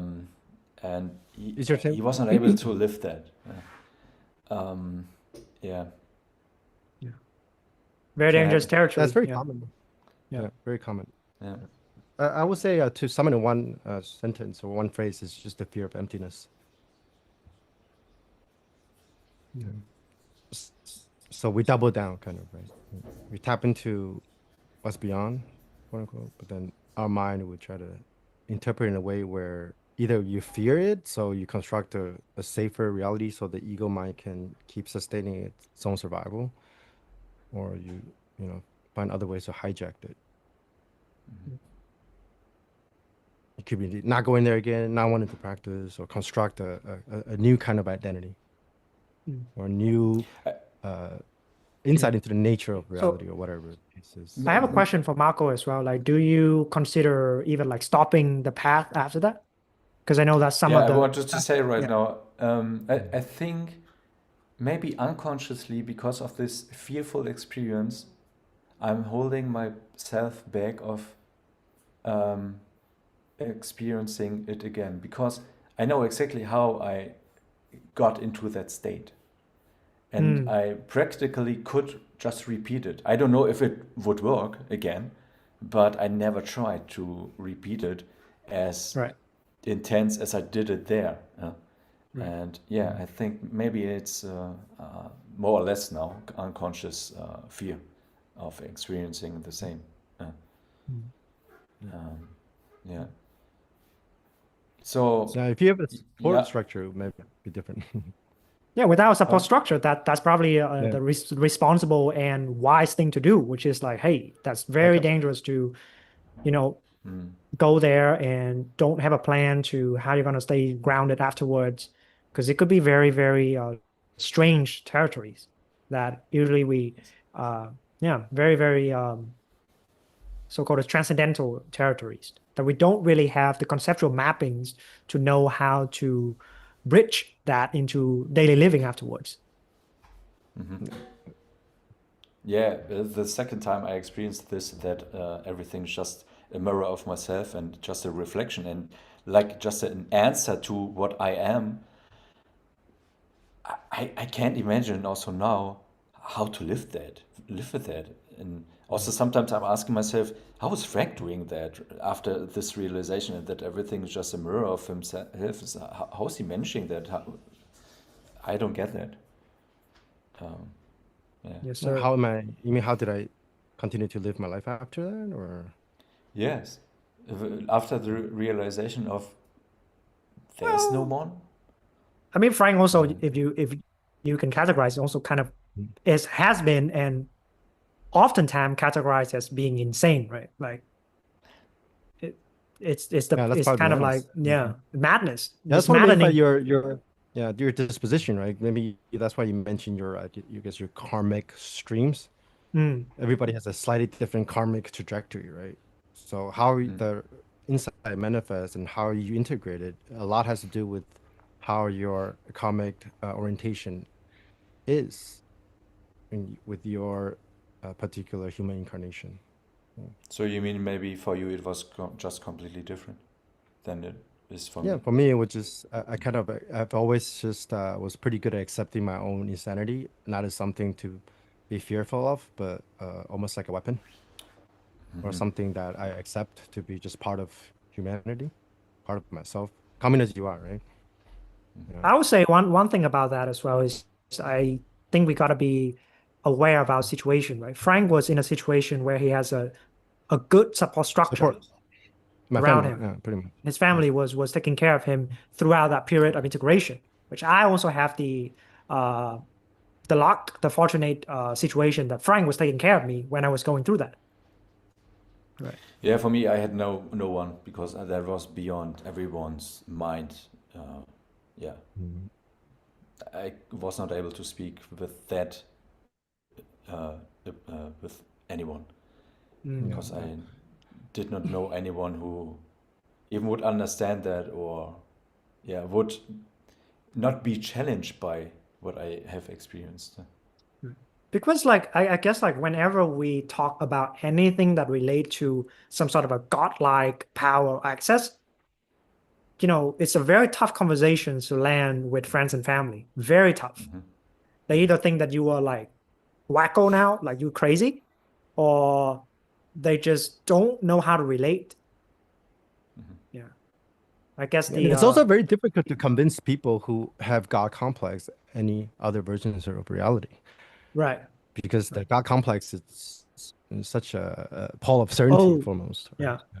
That's the in the article yesterday, I was talking about like how there is this mystical experience very often time coupled with psychotic-like symptoms. And one of the thing about psychotic-like symptom is that you have absolute certainty about what's going on. Mhm. It's like this is definitely what's going on. So then in those cases, you constantly drink your own kundalini. And you go, But oh, the interesting is that that's pretty much what is the case for everyone, right? Most people are 100% convinced that there's external reality, that you're a human being. yeah. That's accepted in this modern context as being the norm. But is it really the norm, right? So one of the reasons why it's important sometimes to have this different spectrum consciousness is that you get to experience different versions of reality. But then the problem is you experience something to be more or less real than another version of it, and you cling onto that as the ultimate. That's the source of like identification and verification. And the reason why maybe you're fearful of this experience is also because you don't know how that experience come about, right? So like in the bootcamp, we don't really focus on techniques like we mentioned before. We focus on learning experientially the structure of the mind through the elements and the aggregates. And you're able to see through practice how each experience is aggregated, how phenomena compound and decompound. Say, oh, there's a mystical experience instead of just pinning that down as some kind of a version of reality or some kind of a truth into, oh, this is how reality is, or this is how you are, or you see exactly how that phenomenon is compounded through the aggregates. You sort of break it down, deconstruct it into just, okay, this is how reality, how the mind is shapeshifting. And then this way of compounding, this pattern of compounding gives rise to this kind of experiences or versus that kind of experiences. Mm. So then there's a way for you to see through exactly how your experience is compounded, not just seeing through all this empty. That's a legit insight. But then even the way in which emptiness shapeshift and manifests as form, there's a way for you to see that at a more and more refined level through the models of the five aggregates, for example, with the elements. So that you don't cling on to any particular type of experience, no matter how high or how low or how economous, or you're not Yeah. fearful of these kind of. Even if you are fearful, then you see, oh, this is how fear is aggregated. I think like the kind of a container that is a transmission and the discussion lands Mm. itself. So for example, I've had kind of very, very absorbed experience, blissed out, kind of explosive white light, fills the entire space. But then, like in the context of CC Bootcamp, would be Mei Chang guiding the transmission to close with a speech, like, okay, addressing, like giving us the reference point so that we can start to digest it, and then starting to weave into the discussion so we can talk about it. And maybe in some cases, the experience was too uh, bombastic for me to immediately talk about it, but just relating with people in CC also having similar range of experience helped me ground myself a lot. And then we back to the next rep tomorrow, and then back to the next rep, because a lot of times what was happening for me at least prior to retraining the boot camp kind of structure was having massive experience, and then about 2 weeks of so much bliss or so much whatever, and then it's also hard to be convinced of any other version of reality because the certainty was so high. Then it became created kind of like a container, like a bubble in that regard. Yeah. And to speak a little bit about what you say, Marco? A new story. You Yeah, like created then a new story. yes. Create a new story, very convincing that story. The story has its momentum now, like the mind reset, but it didn't see the way it reset. So then it only see coming out of cessation already as like, oh, I just had a major cessation. This means I'm on a dot, dot, dot, dot, dot, whatever. Like that means I am. That means that I've seen the self. That means I've realized, or blah blah blah, whatever whatever the story could be, because even in a lot of, say, tantric practices, when it's all about working your karmic thread, like it's about working your karmic thread as a tantric practitioner, because tantra means like the weave, right? It weaves into a tantra. So then you close a session by welcoming and embracing life as is again. You don't try to imprint or impose another super layer of like, no, this is what it really means. Because then you were just trying to fight reality with your reality. Yep. That's what we mean by non-affirmative negation. Like in the bootcamp, we talk about this notion of non-affirmative negation, where you self-invalidate something, not this, not that, but then you don't affirm its opposite as a response to that negation, because the dualistic mind's tendency is to grasp onto whatever is available and then make that into a thing. That's what's creating the split. So if you do a bunch of inquiry, you invalidate the self immediately. You validate reality through a cessation. Immediately, the mind comes back and it's affirming something else again. It's trying to cling to the next ground. Yeah. Yeah. Now this is what it means. Yeah. Yeah. It's like then the capacity to rest is like, can we cut, let it open, and without further grasping, further verification, and just stay open. How do we do that? That's the fitness. Yeah, fitness training, rep after rep after rep. Yeah. It's like, how do we have the most bombastic, blissed out, heavenly, transcendental experience, yet completely not clinging to that, not making a big deal out of it? Yeah. Because like Frank was saying, the first time we have these experience, the automatic response for us is to fawn over it, to worship the experience. Like, like, because that's what it feels like, right? It's like we're stepping out of such a small frame into such a gigantic amount of power. It is blowing our concepts away, it's blowing what we think to be real, the basis of our reality change. Through that ontological shift, we fawn. We want to capture it. We want to tell the stories, or we want to share that experience to others. But then that now creates like a bounce back from reality where people don't see that, and now try to convince that, or you're trying to like, oh, they won't get it. So then you become resentful. That's happened to me. I become resentful, and then now you are in your own island. But now, do you build that island to the point that it can stable, and then you make a new bridge, like skillfully?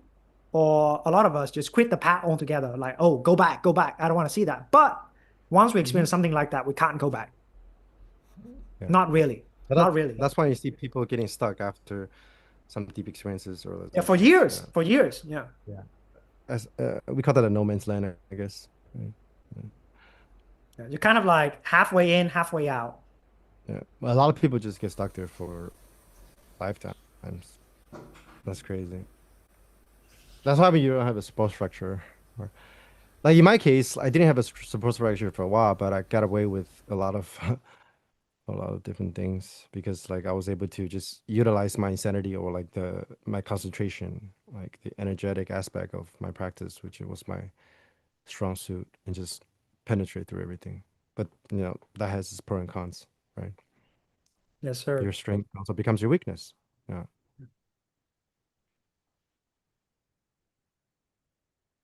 Yeah, I remember from my experience, stepping into it, because I was training in the perceptual shift and like attentional, like resting the attention and then allowing to move whatever. Mm-hmm. So, and I guess I was tweaking with it a little too much, and it's starting to be dangerous because I'm starting to lose memories. I remember Mm-hmm. like there's memory gaps throughout the days because I was practicing like letting go, letting go, letting go, just like be in that way. And there's some memory gaps. And then when I was driving, the momentum of that practice was getting a little bit too overwhelming because I would just keep letting go while driving, and then there was like spatial shift when I was driving. I was like, okay, this is not okay. It's just like fucking a subject over here, an object over there, and I'm gonna drive normally, not trying to like self-inquiry while I'm driving, because then it's just wobbly, like the space just wobbles. And then afterwards, I'm starting to see like, oh, the clinging to the momentum itself to trying to ride higher, to ride higher and higher and higher was the thing that now causing the restlessness. Just Yeah, like, even oh, the I'm tendency to almost sort of there. let I'm go. almost there. Yeah. That Tendency kind to of, let go. It yeah. becomes this obstacle, right? So Like you let keep go of letting that. go, keep letting go. Yeah, even that's why I say you can turn like the process of invalidation into a thing. Yeah, yeah, You just want to invalidate everything, yeah. and then that would have an effect on your psychology, on how you relate with people, and everything else in between, right? Yeah, That's it's almost the like refining of the view. Yeah.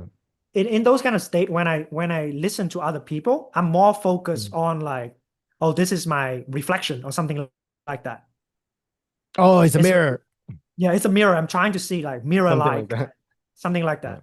It's really kind of like a subtle disassociating from the experience to see the observation of the entire experience rather than participating in the experience. Mhm. And can you Because the talk? I'm sorry. oh, you go ahead, Anthony. Sorry. Yeah, can you talk a little more about that experience in the car? Because while I'm driving, I'm having the same thing basically all the time. That like I forgot or like I let go, like I'm just driving, and then and I'm in the different city. Like it's like very weird. I don't know. Yeah. Like I remember I was like, wait a minute, this is dangerous because I didn't remember how I drove here. Because I was like lost in thought and I was staying with that conceptual realm. I mean, like the road was familiar enough for me to kind of drive without needing to think or observe. But it was the whole unfolding for me in about 2 weeks of intense rapturous experience was also getting too much. So then I had to install some sort of a safety brake kind of measures for myself. But I personally at that time, maybe different from Marco, is I have a very supportive container. It was different. So, but it was still somewhat destabilizing and strange to talk to others. But also, Anthony, your question regarding to Ken Wilsber and a lot of the maps of consciousness, I think from how I see it, it's a gradualist model, right? Which is like you build and you increase and you rank that into higher and higher. And in some ways, I see the effort of that. And a lot of the work of Ken Wilber into integral model is how do we map reality into different states of being, which the higher state being more of an elevated, more peaceful, more absorbed, more intimate. So there is a momentum into more a gradualist kind of approach, which I would say that it is within the realm of the path of accumulation, where you stack merit and insight to get higher and higher. But there is still, which we'll get to the third video, the jump between 99.9%, like Frank was saying, to the path of seeing. Because otherwise you're just stuck in getting Yeah. more forever. Yeah. The I guess next that's why I said, experience, the higher levels, the higher vibes, the next yeah. frequency, the next. Never be able to reach the future. Never be able to reach the end of time, the timelessness of it all. Mhm. Right? That's how we go That's why beyond experience, it right? feels like a quantum. Yeah, Yeah. that's beyond even conceptuality, right? Because those layers are based on like how your mind divides reality, different experiences. And that's why the shit feels quantum. But even though it's beyond experiences, it's not exclusive of experiences. Yeah, but I like remember that like the Dr. R. Hawkins like he was talking about that the God basically for him is like the on the scale of 1 to 1,000 is like the infinite. He said like he said like the some angels he met he was like a 10,000 and then the God was like infinite. I don't know. Mm. Yeah.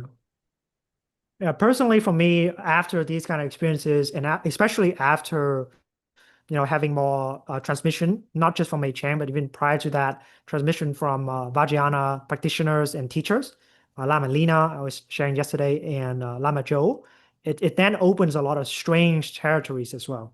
Like there's a sense of somebody in the room with me. There's a presence of another being in the room. And then there was moments and experience of that beings rush into me with a dagger to clock on my third eye, and then a massive explosion happened.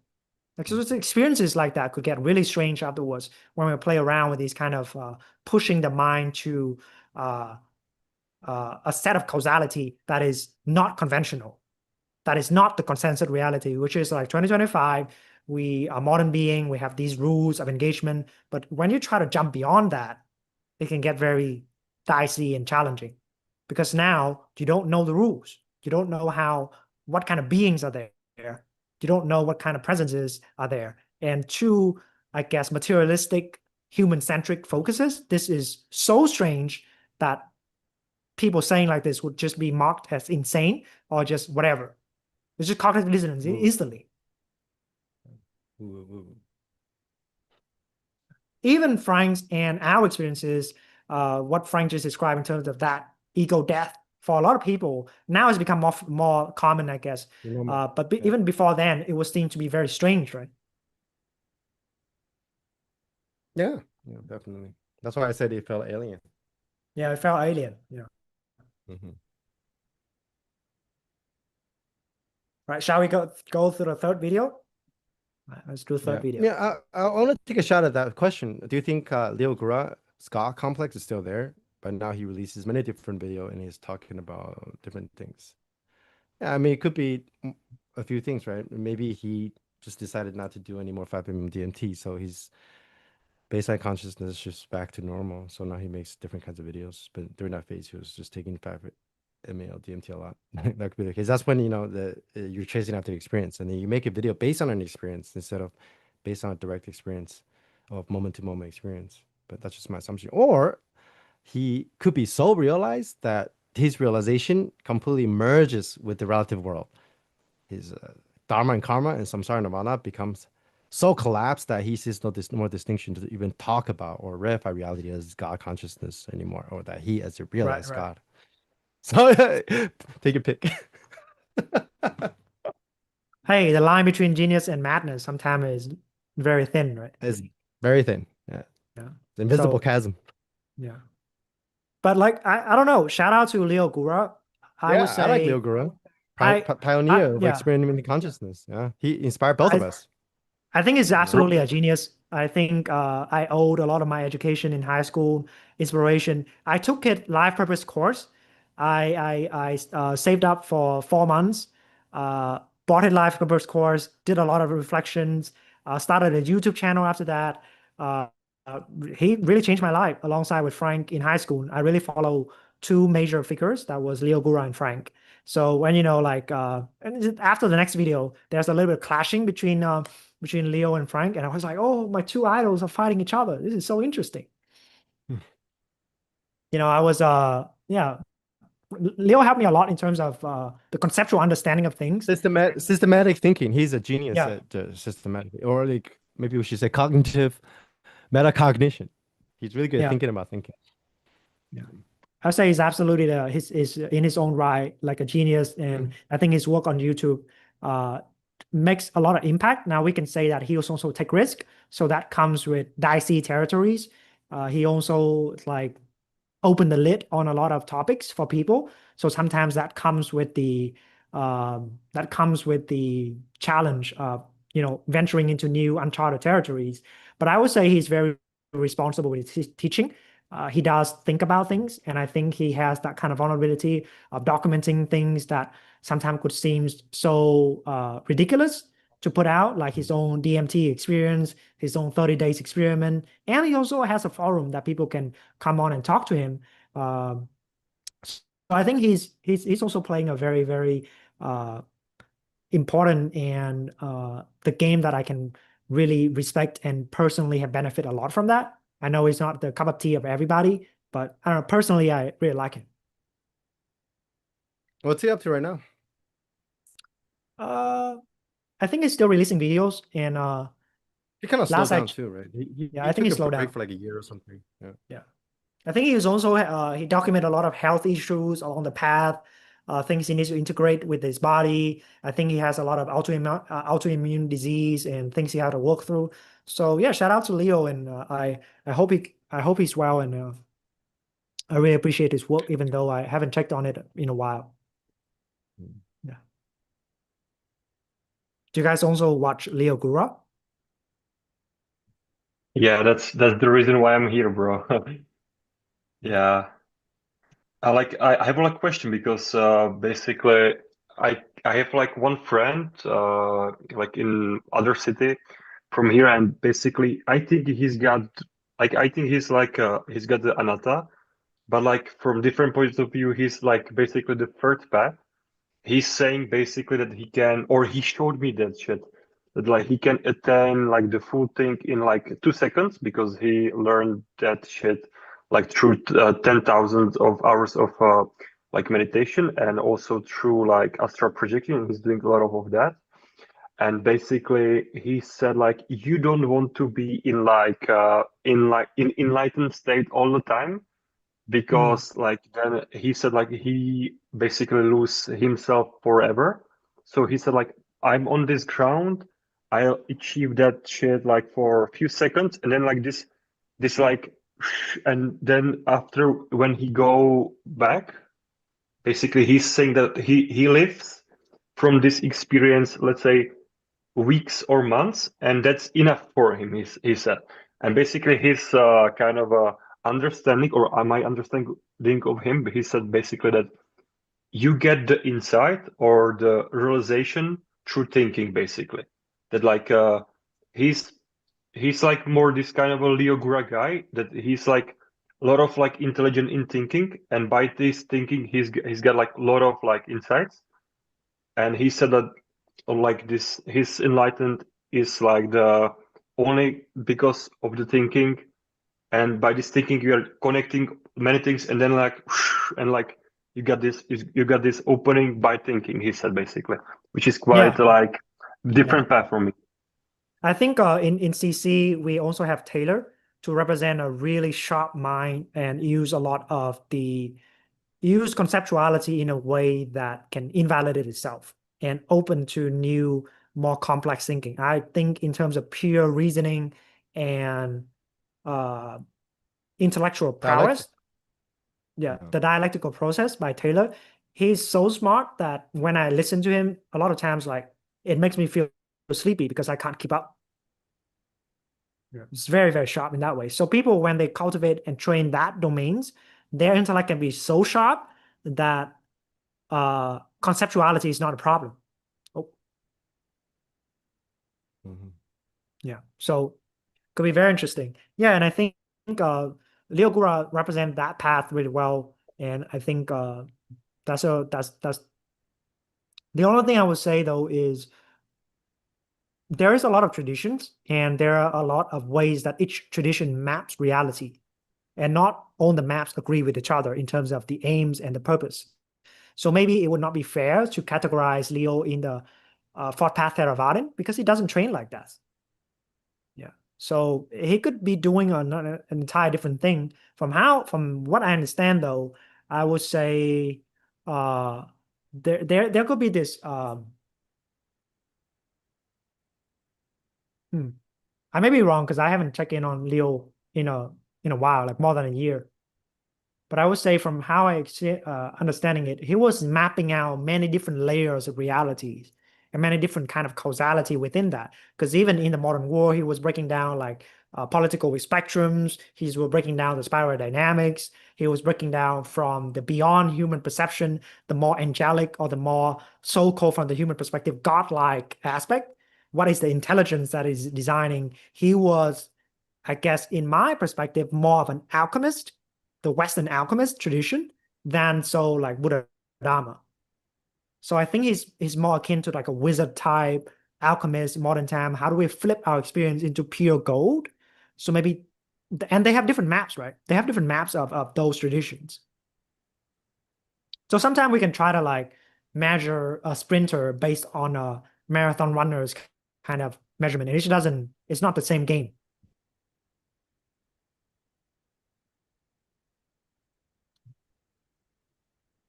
And in that way, yeah, reality is big enough for many games to be played.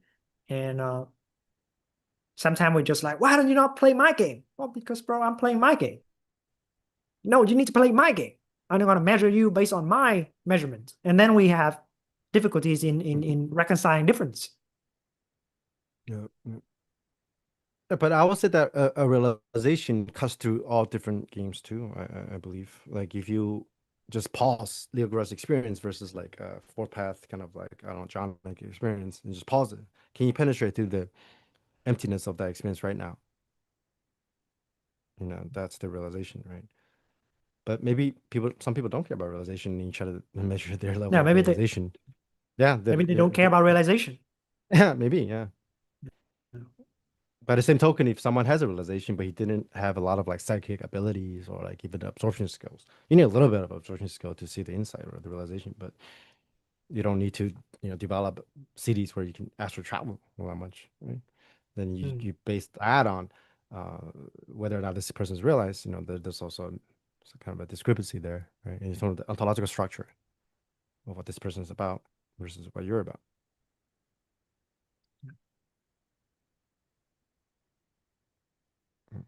I guess this is just speaks to the tendency that the mind has to just flatten reality. You take a very complex system, you just flatten it based on your own view. Right, try and reduce that into some sort of Yeah. like, oh, and it doesn't see as bias and preferences, right? Yeah. Like we're not living in the same reality. The point about training in boot camp to sync up the karma and sync up the perspective is that everybody coming as they are, bring your reality here, and then we refine with each other to then be able to troubleshoot, point out the blind spot, and round out our perspectives in a way that would lead to enough momentum and conditions for the realization to dawn should you go for it. Because not everybody, like we're not saying that everybody who go to the bootcamp will have a realization, right? That still depends on them making the choice to lean in. Even the lean in into the uncertainty, lean into the fear of emptiness. We can't make that decision for other people. And I also say that the understanding who you're working with is also so important. That's why when you watch just a YouTube video, you see like Rupert Sparrow answering this one question, and the way you interpret it, it might not be for you, right? That's why your disposition, your karmic patterns, trajectory matters. So if we get to know you, then we can prescribe a different medicine, different remedy, different maneuver than the next acolyte. That's why we track each acolyte through their training logs, through how they talk, through their training history, how they relate to people, their disposition, talents. That all of that have to be factored in, right? But then the way we flatten reality is that, okay, what's the fastest way to realization? What's the cause? What's the effect? Just give me one answer, one technique.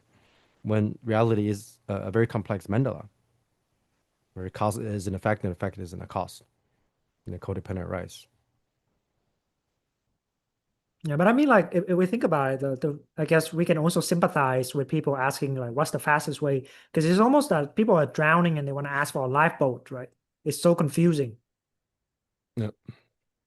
It's so destabilizing that they want to borrow your conviction, your certainty, so that they can cling on to it to make sense of their reality. Because in a lot of ways, we can also see that, at least on my side, I can see that when I was just traveling through things, it's so confusing. I just want some sort of a ground for me to cling on a little bit, help me out. So then I would ask things like that. Yeah, also a lot of people ask me about my path, right? They're trying to emulate my path. Yeah, and then we kept saying how you shouldn't be like Frank, because if you think like Vipassana works for Frank, you want to do Vipassana, and that would work for you 100%, you have to strip naked on the street too. Because Vipassana was just like that one note in this, network of cause and conditioning. So the Vipassana is tied into like infinite other notes. Like each note is Yeah. also connected to infinite other note. But that was my mandala. Right? You can use that as a, I guess, as a source of not just inspiration, but maybe interpretation, or like, how this works for Frank, because like you can dissect it, but whatever works for you might not work for me. Right? Yeah. So still like we're back to this whatever technique or methods, but the aim, I guess, is twofold, Samantha and Vipassana, right? Do we have the capacity to be able to tranquilize, pacify our experience, to be able to And tame what's self-validate. going on? Yeah. And then self-invalidate. And then be able to see the characteristic to the point that it unclog, unlock, or untangle, unbound, whatever was clinging. Can we do that? Right. Can we So have then, enough fitness for that to happen at the speed where it's beyond even speed? It's timeless to the fact that you invalidate something, you immediately see reveal its form. So you have no problem substantializing reality, but you just see the yeah, karma as dharma, see the emptiness as form in real time, and then you have no problem walking around talking like a self. yes, You have no sir. Yeah. problem doing whatever it is that makes you happy, as long as you not hurting other people, right? Or Yeah. taking responsibility. I think that recently we've been also talking in CC, Mei Chang shared something like how refined your view are correlate with how comfortable you are at being yourself. Yeah, Like that's genuinely why I say be when you able to realize rest no as self, yourself. Yeah. yeah, realizing no self is equivalent to being completely yourself, and now the self is so much more flexible, right? Yeah. Now it's an aggregation process that you can aggregate. Yep. You can come to be, you can become the different version of yourself flexibly. It doesn't have to be contained within like, oh, that thing happened to me because of my parents. Oh, that thing happened to me in high school. And those imprints left a kind of like a structure that you can only operate within that personal structure. You're bound by those like karmic boundaries. But the possibility of forgive and forget, the possibility of being reborn, the possibility of dying, ceasing, and then coming online with the recognition of how you're coming as you are, how you are becoming a new version every moment, every iteration. That's the recognition that's now dawned as a realization. Because that requires a lot of digesting a lot of fear, taking a lot of accountability, knowing to being smart and being precise about how to pace yourself, not rushing into like just going retreat after retreat or take a bunch of psychedelic and going there without any sensibility about the dangers that it may involve.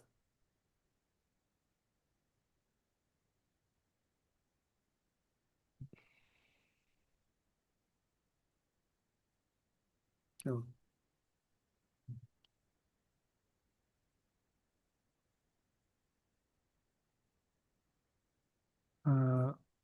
okay, there's also one question here, but I would like to visit this after we play the third video, if that's okay. Okay.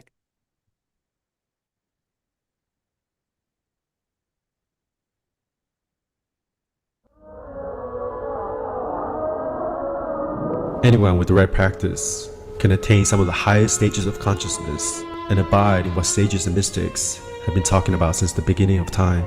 There are infinite numbers of ways to get there, as I documented my entire journey from the first sit all the way to the Big Bang. The objective is to dissolve every speck of solidity that separates you from the rest of the universe and merge with infinity. I suspect that everything we do in life are keyholes to this end. Every day I wake up in the morning, I feel like shit, you know why? And I'll do anything I can to acquire this consciousness. How do you advertise your brain? Evolutionist psychology and philosophy mostly. Replace my fabbing session with meditation session. Like, don't you want to see what is like beyond your mind? There's a space outside of the yin yang circle. 幻想出来 Self-destructive process. That the body is a hologram. It's vibrating moment to moment, a sensation. Gone is the mind-body muscle duality. As a matter of direct experience, the mind and the body are in consciousness. We flip ourselves inside out. Create an avatar of ourselves. Dissolve that duality between inside and outside. At first, you can catch one sensation every 5 to 10 seconds with your awareness. But eventually, 5, 10, 15 sensations a second. Everything's gone. I just had my kundalini to my crown chakra. Every particle of my being are exploded like nuclear bombs. It was like death times divine orgasm. It feels like I'm floating in infinity. Sometimes it's scary. Sometimes I get a little vertigo. I'm like, holy shit. But there's no height, there's no width, there's no dimension. There's no form, no limit. That's your true nature, that's your true face. The mirror with no reflection. You can access states of consciousness that is as powerful as DMT natty. With just the sober mind, or even more, right? I'm almost at the point of Nibbana. Secession or Nibbana or fruition, which comes after the 8th and final jhana or samadhi, your whole universe disappears. Before fruition, usually you have a kundalini awakening where, quote unquote, all your chakras open up. After that spiritual high, usually falls into a dark night of the soul. We're dying before you die. You're peeling away layers after layers of the false self. But without a fruition, it's hard to lock glimpses of awakening into a permanent shift to abide in infinity. Each macro fruition perpetuate the character into a new dimension.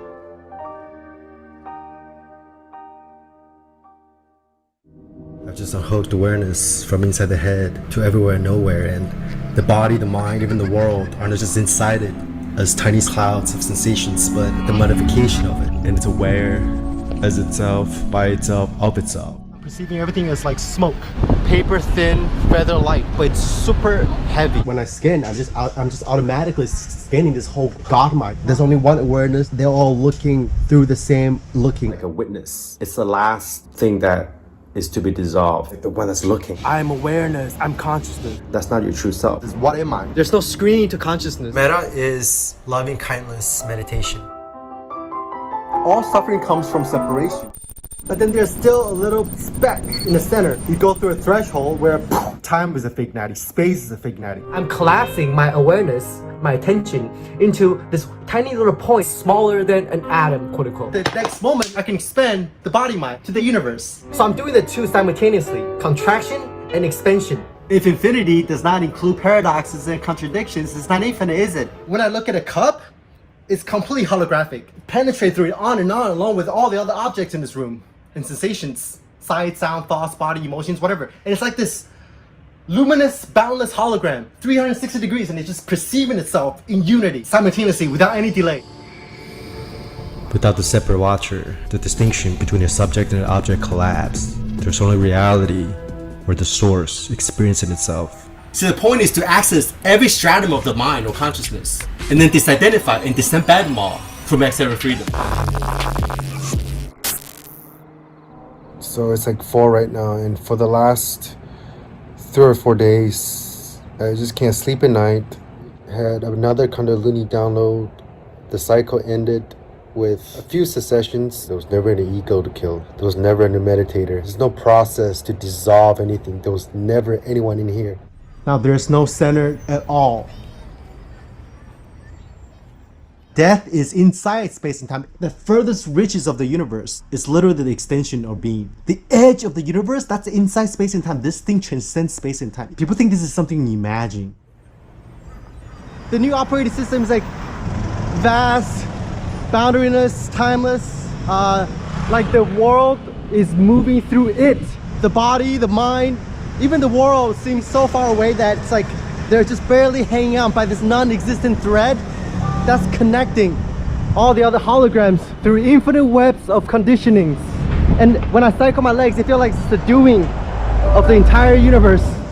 But that's what's happening to everyone by itself, and there's nobody doing it. The body, the mind, sensations, perceptions, source, awareness, the world, the skies, they're all the same one known thing to me right now. See, thoughts were never inside the head and you were never inside the body. It doesn't feel like my eyes are looking out through the world or my ears are hearing anymore. It feels like there's just one singular sensor, quote unquote God sensor, and it's comprehending itself. Whatever is arising is passing away simultaneously, and everything is free falling in the center of infinity as infinity. So nothing has a center.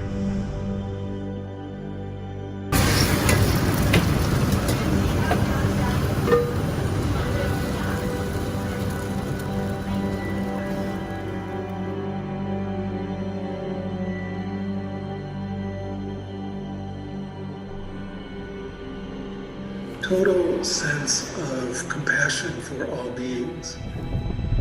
Understanding that even though we could be instantly fully enlightened and just disappear from the Saha world at any moment because of our innate Buddhahood, instead, we're not going to just leave everybody behind. There's no being left behind on this boat. We're going to have total confidence in that we kind of lose the compassion for all sentient beings, but rather we Every particle in this field contains the whole. It's like totally aware and awake. The future and the past, even the now, are all condensed into the singularity. Literally every nano corner of this, not even room, extends outward infinitely. It's me and you.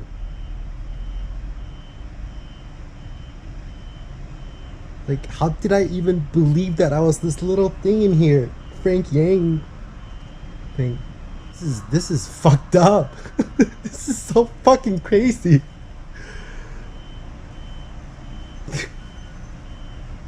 Like, there's no mind. There's no consciousness even. It's just, this is fucking...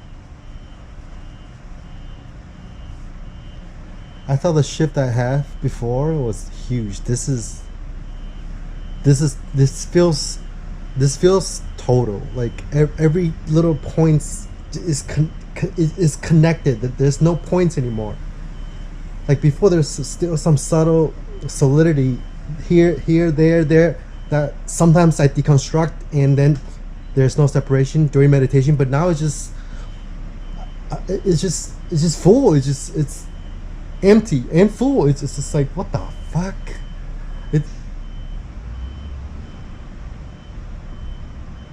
It's like I can't imagine ever going back to the way I was before. Like, there's no way. Like, this is not gonna be permanent. This space here, that it's just like it's. I can't explain it. It's when I meditate before, while I was doing Vipassana, I'm scanning my body like this. But now I'm scanning like the way I scan it. It's like infinite. It's like the whole universe going like this, and then like, and I just have to close my eyes, and then it's like. And I don't even have to scan, actually. I can just sit here, and then it's like it's really hard to describe. It's just like it's that the whole world is going through me and out of me. But that's not even the right description, because there's this Mitsu here is part of that emptiness. It's hologram, void on void, infinity on infinity, which means that there's nothing to say. This is. But there's so much to say. There's a billion words that could be used to describe this, and it's still not gonna touch it. But then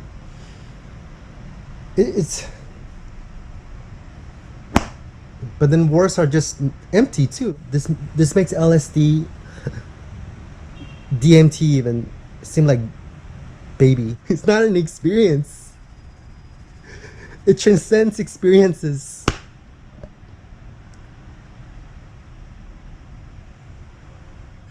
The whole universe eating itself through and through, like a cosmic snake, one of those symbols, biting its own tail, strange looping to infinity. It's infinite love, infinite pancakes, infinite God. It just get boom, swallowed out by the void. Boom. My body, boom. My thought, boom. Of course you're not your mind. There is no mind. There is no mind.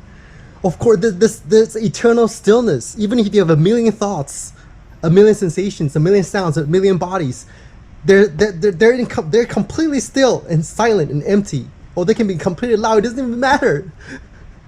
There's no mind to silent. There's no body to say this is not my body. 就像你有没有看那个 Infinity 那个 Zoom 这样一直 Zoom 一直 Zoom 一直 Zoom， 啊，其实它那个图片其实都一样，只是它就 Zoom 不完那种，就是那种感觉啊。可是 not literally 那个 visual， 就是或是就是那个就一个圈圈啊，然后它一直这样把那个 figure eight， 然后就这样像那个 Asher 这样子，你看到那个 picture， 你会觉得说他还可以卷到哪里去？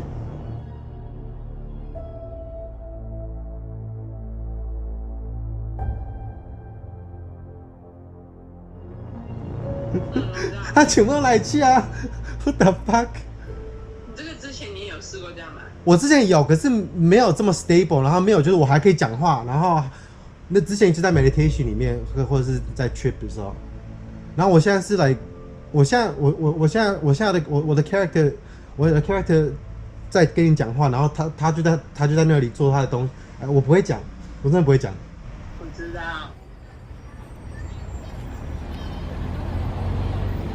Meditation, books, yoga, all that stuff is techniques or tools for the character, even Kundalini, for the character to ejaculate himself out of the dreamscape, out of the matrix. But at that space, when you look back into the circle of yin and yang duality, meditation makes no sense. It's a different order together. Good morning, everybody. I just woke up, literally 4 or 5 hours of sleep almost every day.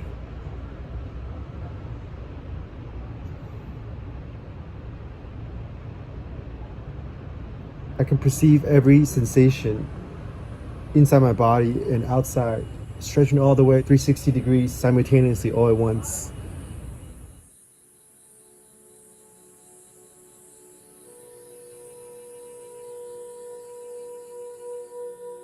See, we're condensing infinity into finite forms to pretend we're separate selves. But the two are actually the same because form and emptiness are the same. Just different waves in the same ocean. The absolute is the relative.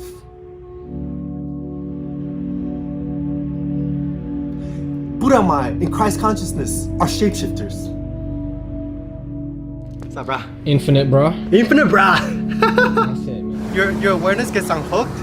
Second path, third path is bigger and bigger, infinite towards that direction. But I didn't close the loop because that speck was still blocking the way. You're closing a circuit, so you go all the way and then back again, like a strange loop. It's like the figure eight thing, and everything you look at is like shh.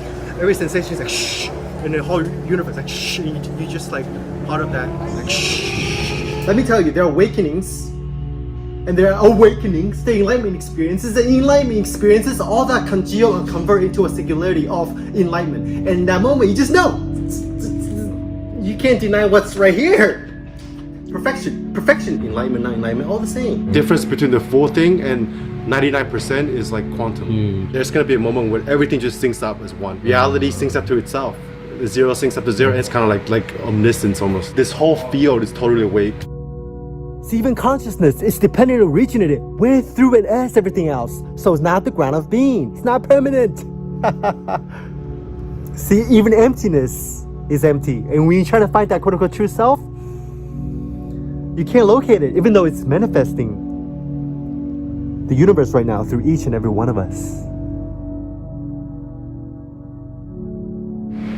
Basically, I'm permanently headless now. Sensations, when you depersonalize them down to the microscopic component, it's all just empty space, like physics say. And this empty space vibrates into form, moment to moment to moment. And this form could be anything, it could be oneness, or it could be my middle finger. I am loving awareness. Nope, don't get stuck there.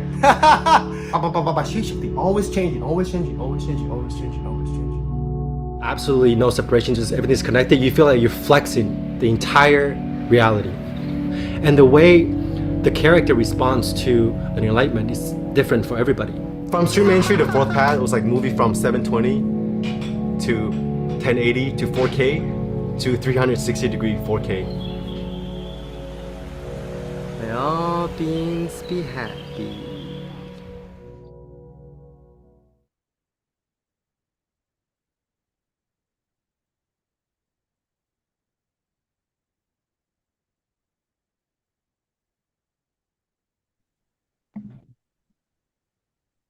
Another very, very impressive video. Do you remember what kind of mind like mental landscape you were in when you were editing and putting it together? Right. I was still maybe going through a lot of energetic stuff, I think. Yeah. Um, I think every time I make a video, there's a tendency or an intention to self-invalidate it. So sometimes I'm just happy to put it out there. So that part of me is seen through as empty, I guess, maybe. It's like the One way video or and the another. being that is the Frank Yang at that moment is its own thing now frozen in a video, but Yeah, the yeah. continuum that is Frank continues. Continuous, yeah, yeah, yeah. There's a little bit of that. So there's a little bit of like, oh, I have to get this out there. So uh from one perspective, people can see what this is like. Mm, From another perspective, I wanted to like show like how awesome this realization is. right. Not even just for the realization of from the perspective of realization, but how cool it is for my journey, right? And Right. there's a little bit of, that also I knew somehow that that has to be self-validated, even though Mm, maybe I couldn't see it that clearly, and a tendency to want to put it out there so I can get over that even. yeah. Mm. Yeah. I think a lot of my videos were created from that in a mixture of different intentions, different vectors of intentions. Yeah. Of course, there's also just the pure joy of creating. That never goes away for me.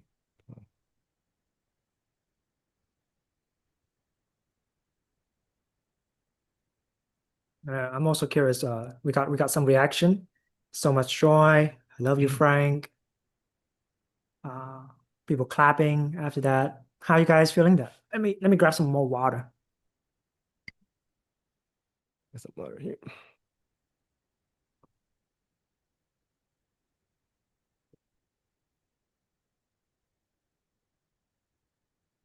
Are you doing some art?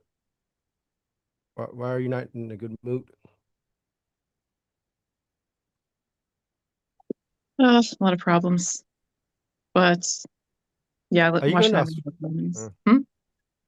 Aren't you going to Australia or something?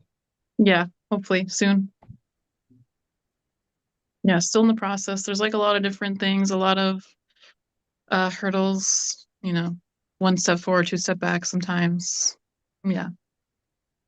That's life. Yep. Well, good luck. Thanks for Thank you. showing up. Yeah. Yeah. Hopefully see you and whoever else is here tomorrow too. Mm-hmm. And in the book camp too, hopefully. Yeah, eventually. Yeah. Frank, there's a question. You said you were diagnosed with bipolar. Were you ever on meds? Oh, yeah, I stopped taking meds like 2 months after I started taking it, and that was in like 2011 or something, or 2009. So, yeah. And you don't experience any more mania or any kind of elevated mood? Yeah, I experienced like excitement, but it's not uncontrollable. Yeah. Yeah. I would say that right now between the two, me and Frank, I am more manic than Frank. He's much more calm. I'll be the manic one. Yeah, it's we go through phases too, right now I feel pretty calm. Khan said that my only emotion, he said to me like a few months ago, my only emotion is like excitement. That's when even Mei-Chen was telling me that I needed to work on relating with people in the sense that I really experience different spectrums of emotion, even negative emotions, without either trying to invalidate it right away or trying to make maneuvers to not feel it, but to really feel into it without suffering. So I could be more like proficient in relating to people with my job and things. Which is, it's okay to be manic too, right? As long as you recognize that's what's going on, you're not grasping. I would say like for me, I see those kind of waves of like the highly high pitched kind of moods that swing in usually comes from a lot of excitement that builds up because there's an anticipation or some sort of a victory, some sort of accomplishment that just got done. But then there was not enough grounding, personally for me, to stay composed in the body or be able to contain a lot of that feelings and emotions. So then it lead to kind of like this outpouring of excitement. Then it leads to manic phases where I would then understand that to be the signal of like, okay, I need to slow down. I'm getting carried away, and to be able to deal with that. But now I don't really see that to be a problem that much. I just know that usually when those things are going on, it's a matter of I'm working too much. There's too much stress and not enough calibration to be grounding myself. So then it will manifest into depressive and manic cycles of it. But then I just know that to be like burnout signal, and then I'll adjust my working times and I'll ask the team for more support so I can rest maybe for 2 days, and then I'll be back with more well calibrated and well regulated emotions. That's for me and what I've noticed about my pattern. Mm. Yeah. Because the anticipation for something to happen or the excitement that something did happen, then it create like just kind of like, whoa. Yeah. Mm. And at times, if I see that I can wield that effectively, that is very when it doesn't have to become manic, it's the kind of like a driven that allows me to work, that allows me to be able to, be uh productive in certain ways, and also to be intimate and having that enjoyment to come around. But I have seen that with more fitness and the more capacity to hold and contain, uh, it does lead to more of tranquil or more peaceful kind of relationship, or like a deep appreciation of life instead of just like a like that momentum is too much. And yeah, that's why like Mei Chang was just very direct with me, like, hey, Khan, you need to lift more, otherwise you would go manic.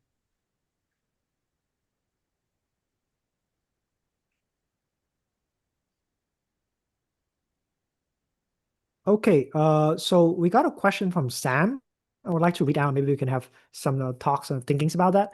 So Sam shares that I don't know how this relates, but coming from a Muslim family that believes meditation can lead to possession or going crazy, having seen emotion release, body shaking, or screaming due to practices, which the family could react to strongly, and might try to perform an exorcism. I've come to become afraid to practice and have stopped consistently. I've done Vipassana, Anapanasati, and still do Anapanasati sometimes, so mindfulness of the breath, but I'm scared to go deeper. My family seems to expect the worst and keeps saying I could reach a point where no one can help me. What practices would be safe and grounding, and how can I protect my mental health without escalating fear or conflict? Um, no, this question I think is very much on topic, Sam. I think between me and Frank, I would say Frank's family was much more supportive of his meditative endeavor. My family was extremely against me practicing this. I've been told many times when I was, 17, 18, when I started doing this, that my parents actually sit me down to tell me to stop. Because to their perspective, they people in East Asian culture, they're really afraid of not because of, I guess, different. Uh, it shows up differently, but they associate meditation with not caring about the world, and they are really afraid that I was just going to be a monk.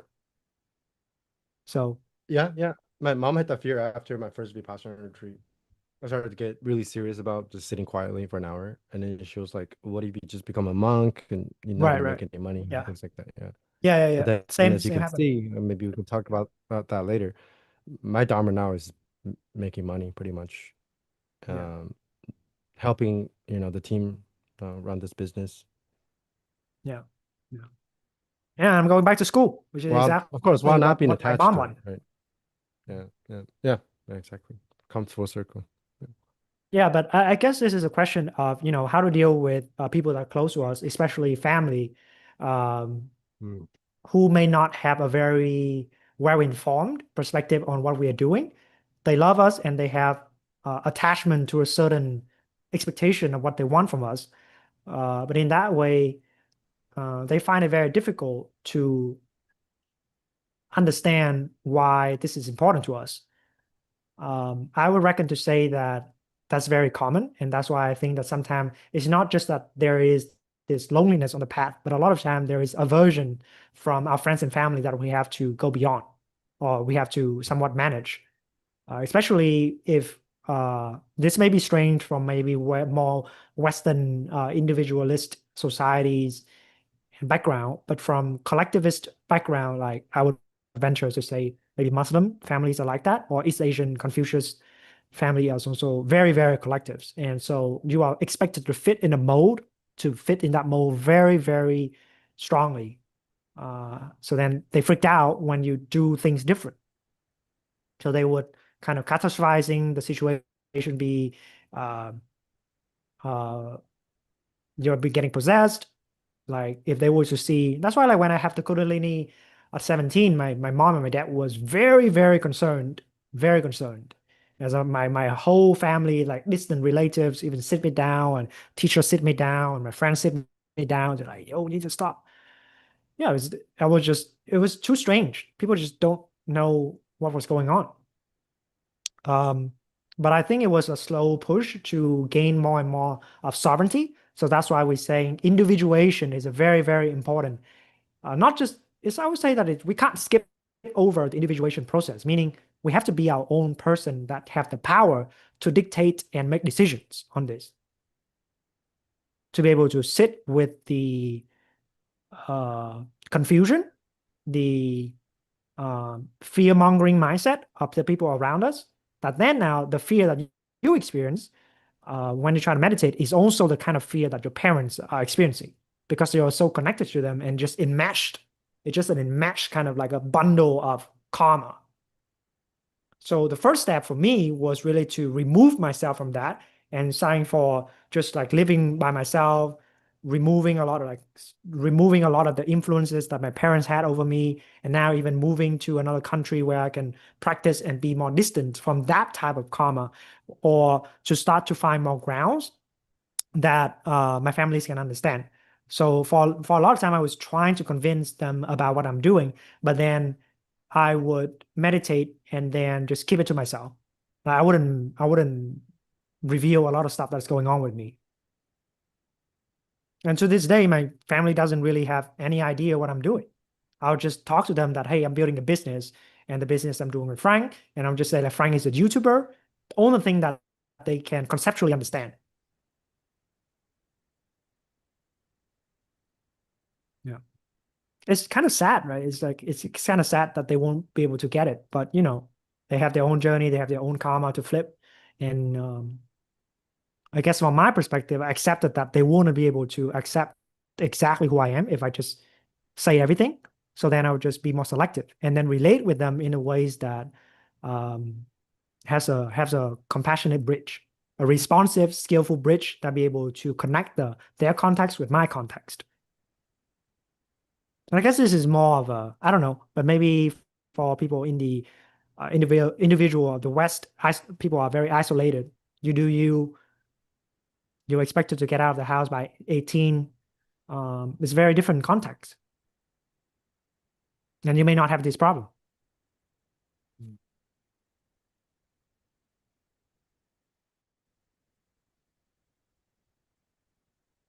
Yeah, somebody commented on YouTube. Matt is commenting on YouTube. Honeymoon phase of awakening or the missionary phase is the most challenging with friends and family.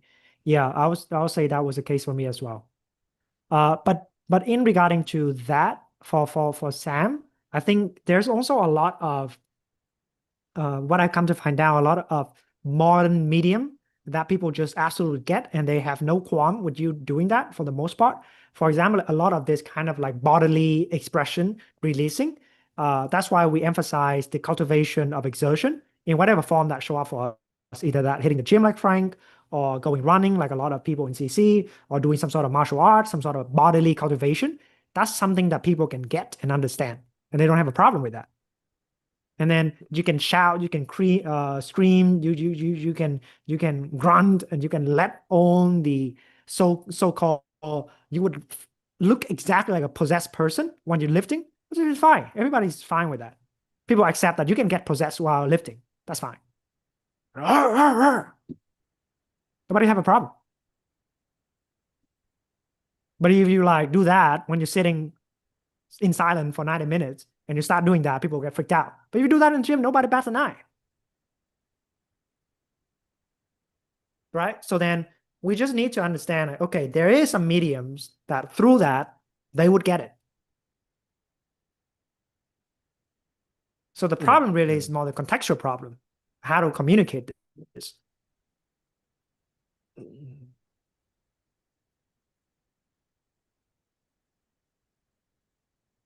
Yeah, that kind of speaks to the insight of like compassion and dependent origination too, right? It's like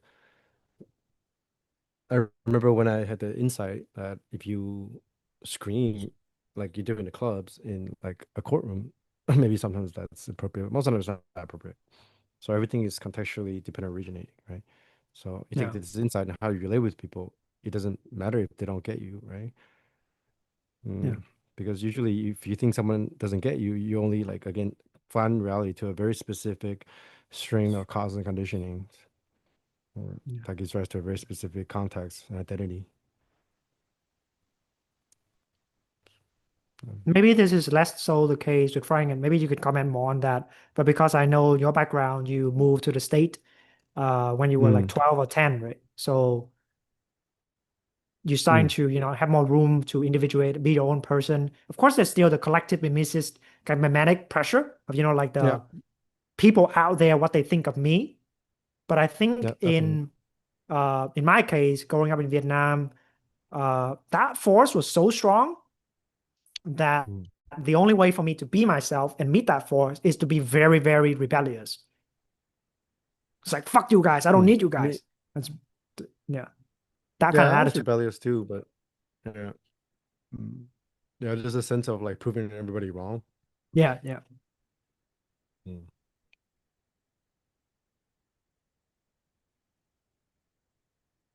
Yeah, I don't know. Maybe a lot of Mm. yeah, people also go through that, right? Like, how do we? And maybe we have done that so much that we just used to, having our own independence, having our own corner of reality. That now, when it's a boot camp, it's a get together, discuss and talk things. We're not used to that. We're not used to like, oh, wait a minute, this person actually gets me completely. That could be strange because we build with any Mm. other relationship dynamics, it is the repellent kind of dynamic. It's like Yep. we can't be ourselves around them, otherwise they would freak out. Or there will be triggering dynamics between the two.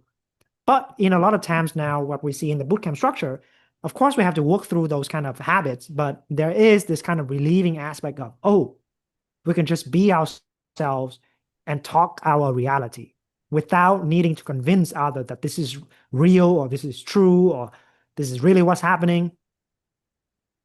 But the process to get there is like this de-enmeshing process, right? Like, okay, still love you, but we need to have some distance. I would say there's been like resistance to people getting you too. That's why during one of the sessions that I was pinned, I was like, "Oh, Frank, like, what do you think about like friendship? It seems like I make those videos to find connections, but when I do find real connections, like within CC, sometimes I don't want to relate Yeah, because yeah, you're yeah. so used to this framework of like, oh, people don't get you, I'm gonna prove you wrong, and that becomes their identity, and you secretly like it because that affirms a kind of a structure that you're so used to. But then Yeah. now when people actually get you, there's like a new thing to contend with. Yeah. It's like you have to retire that version of yourself Mm-hmm. to let that cease with a new Yeah, context, let a new version of yourself emerge. yeah, yeah, yeah. And we see that happen over and over again, right? In different fractals, different contexts, different sizes throughout the path. Yeah. So how do we gracefully allow the outdated version to update itself? To yeah, Yeah. yeah. It's not that you have to annihilate it, right? Now Yeah. the previous version just becomes a function instead of like an identity. Now it's a function. Same thing with different versions of the self.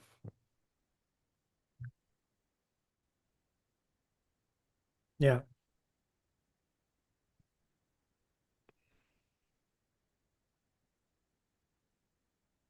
Yeah. I don't know, Frank. I think that these videos that you made even 5 years ago or something like that, the Big Bang, it happened more than 5 years ago now, right? It's Yeah. yeah, it's still very very very relevant to a lot of people.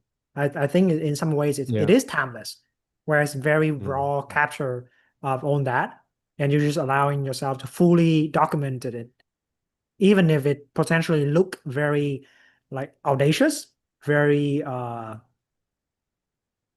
like even the title, right? Full enlightenment happening for the first time in human history, things like that. It's very like Yeah. kind of showman talk my shit, kind of like, yeah, so what? Very kind of like Kanye West kind of vibes to it, Yeah. Yeah. I agree. which I think is important. Sometimes like we need to let out a loud scream, right? Like a Yeah. loud That's scream. why I don't ever like delete videos. I see a lot of non-dual channels that would delete their older videos. Oh, that's not my view anymore. But Right, right, right. I never wanted to do that. Yeah.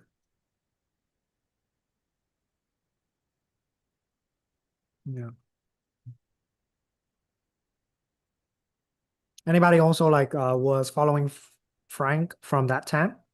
What do you guys think Frank has changed from that time until now? If you are one of like kind of has been on the path with Frank as well. I know some of us is more after that, after a lot of things.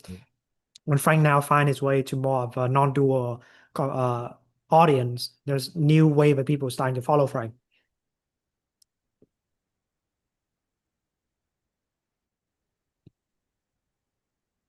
What do you guys observe in terms of the transformation? I think I started following Frank in 2022, I think. And yeah, I feel like he seems more settled, um, more integrated or something. Like all of that is still there, but it's like it's less special maybe, or it's less novel, and it's integrated. Mm. So I feel like he's coming from a calmer space, a more real space, more human maybe. Um, yeah, that's just my perspective. So when Samar, when you were following Frank's in That makes sense. 2022, probably at that time there was still this kind of presentation of a lot of excitement from him, right? Like that energy was still very fresh, like Frank was saying. It was still an energetic unfolding of the joy would just really burst out of Frank's sharing. Hmm. Actually, no, I think I was following him in 2020 Mm. or 2021. Yeah. Anyways, yeah. Yeah, yeah, I Mm. see. Yeah, there's like his eyes are wide. And now I feel like his eyes are less wide. Somebody said something very interesting on YouTube is like the pacing of your videos has become faster. Interesting. I do see a point to that because these videos we Mm. just watched, there's a lot of spaciousness in it. Like even the preparing for Vipassana, there was a moment when you're just Mm. driving and then you just let the cinematic language to tell itself, which is you were from my interpretation, you were kind of like drawing on the montage or the footage of your life at the moment to Mm. represent like what your mind was going through before you're entering there. So there was this kind of like Yeah. dynamic with the audience that you live more for the mystery. Yeah. Yeah. It depends on how I want to communicate. It's like I guess in that phase, it's more appropriate to present like a calm space. Not that I was calm or not calm, I can't remember because like usually my moods, it swings back and forth. But when you present a video, there is intention to make this a certain tone, I think. Yeah, maybe. Well, Jeremiah comment definitely remember having being a heavy emphasis on a scanning every speck during body Hmm. scanning in the past, but now it seems to be less intense and more gentle. Hmm. Yeah, yeah. Yeah. Anthony, would you like to share something? I see you raise your hand as well.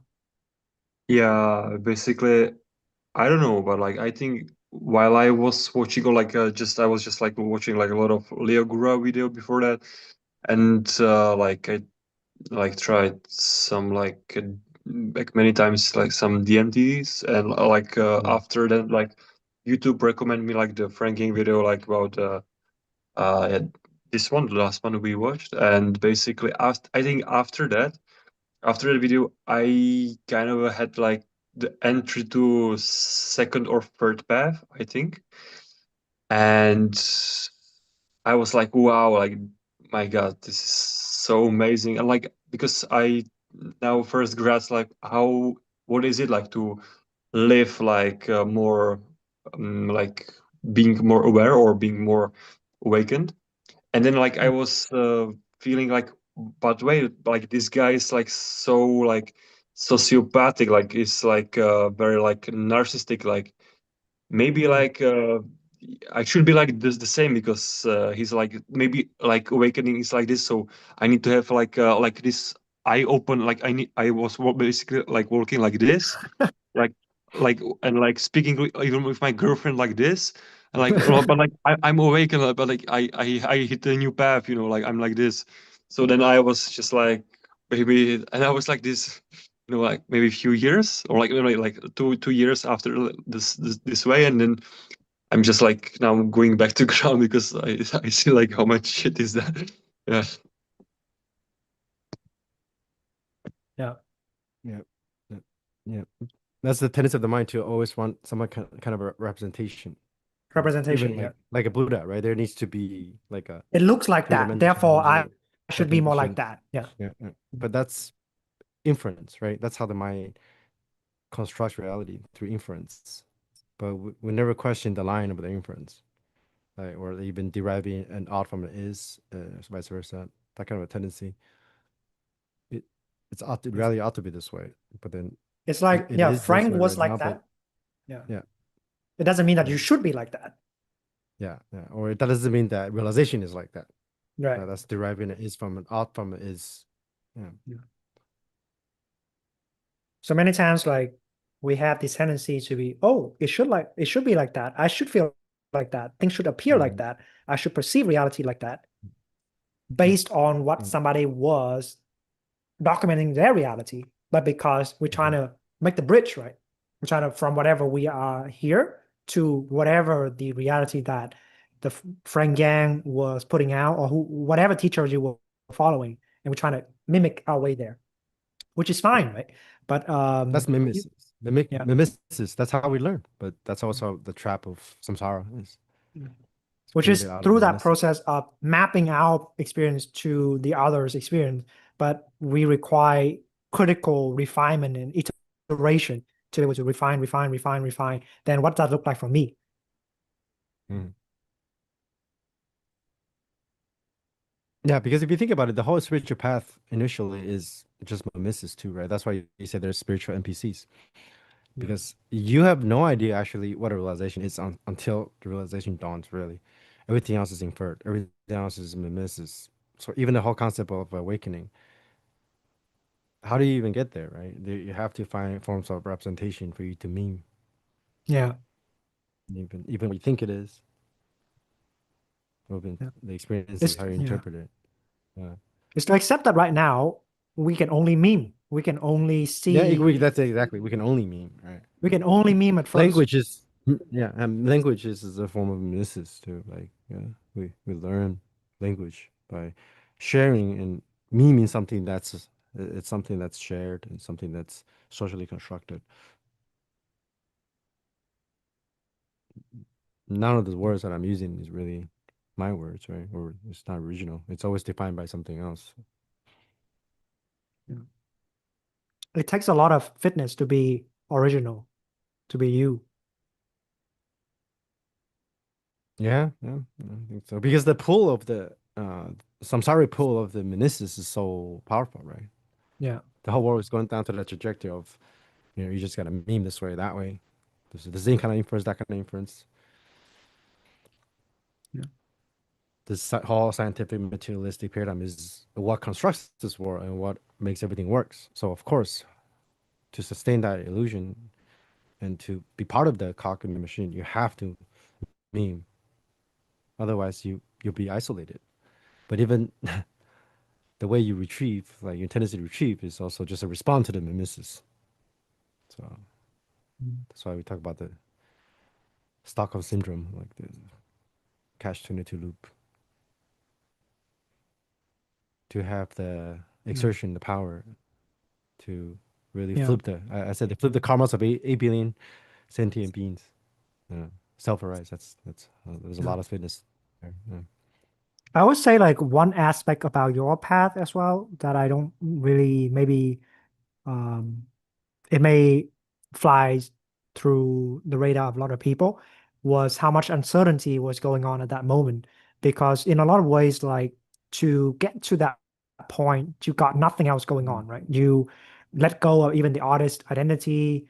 Uh, there was a potential artistic career for you with the whole 88 Rising around like, 2018, 2019, but you let that go. You accept the death of a like the death of even having that on the scale that you build to that point, you let that go. And there's many, many, many breakups, many, many pain through relationships, and then many, Yeah. many kind of like renunciation that you had to make to get to that point. Those are the things I see that maybe you didn't highlight that aspect, or maybe it was more for the private sharing. Because like I remember when you were going through stuff, you used to spam like ass pics on Instagrams. Yeah, I wouldn't Yeah. explain it. I would just kind of go manic Yeah. a little bit. You just go mad and like post 25 ass pics in 1 hour or something like that. Yeah. But those are the moments that most people don't know about, right? Because it's not captured in these kind of like neatly produced videos. But you did went mad Mm-hmm. many times. Oh, many times. Yeah. So if we can imagine what it took for Frank in certain ways to pioneer this aspect, it was a complete drop into uncertainty, having some reference, by Daniel Ingram, these maps, enough tools to navigate. But a lot of it was like accepting that I'm potentially going to go insane and I might die after this, and Yeah, having yeah, that yeah, courage to face those fears. yeah. A lot of those moments, but I guess just always has an inclination to accept every part of myself. Yeah. Yeah, and also like the fitness thing, it can't be overemphasized too. Not just like realization fitness that builds up over time, but even physical fitness, right? I never really Right. stopped working out because actually your physical body can house whatever breakthroughs or realization you're having right now. It can really ground you. You build Yeah, tolerance. Yeah. you build tolerance, like lifting suffering, having this determination to sit through the discomfort, endurance, even like speed, right? Yeah. Even speed. We talk about like how when you close that causal loop between say a cause and effect, whatever gap there is, you have to tap into light. That's why they call light presence light, right? It's so fast that it's almost completely still at the same time. So you have to like self-invalidate faster than you affirm. Otherwise, samsara is gonna always catch up. Yeah. And like I was fascinated by speed my whole life, right? Mm.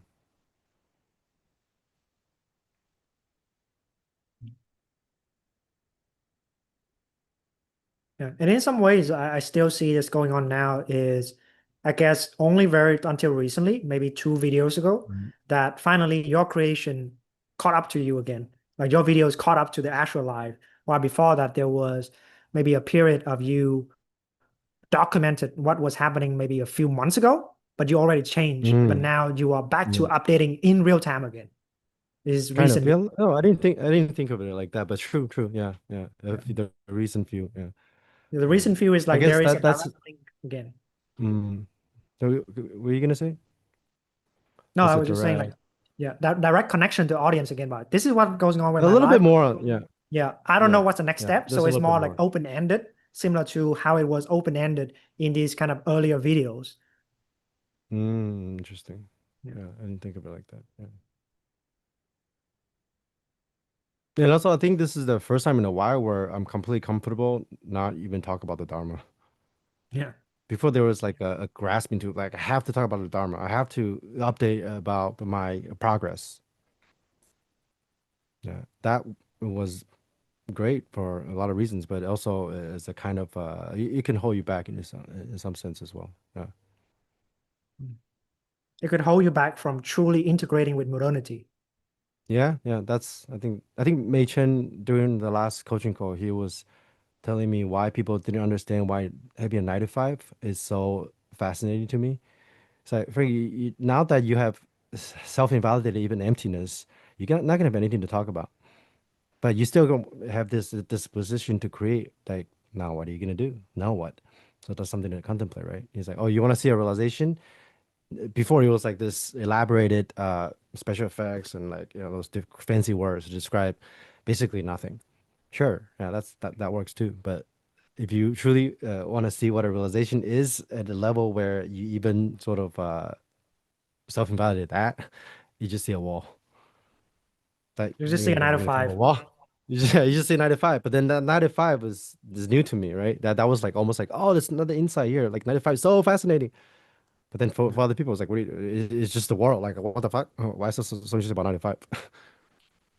That's the analogy of, I guess, the Dharma completely disappears into karma. Yeah.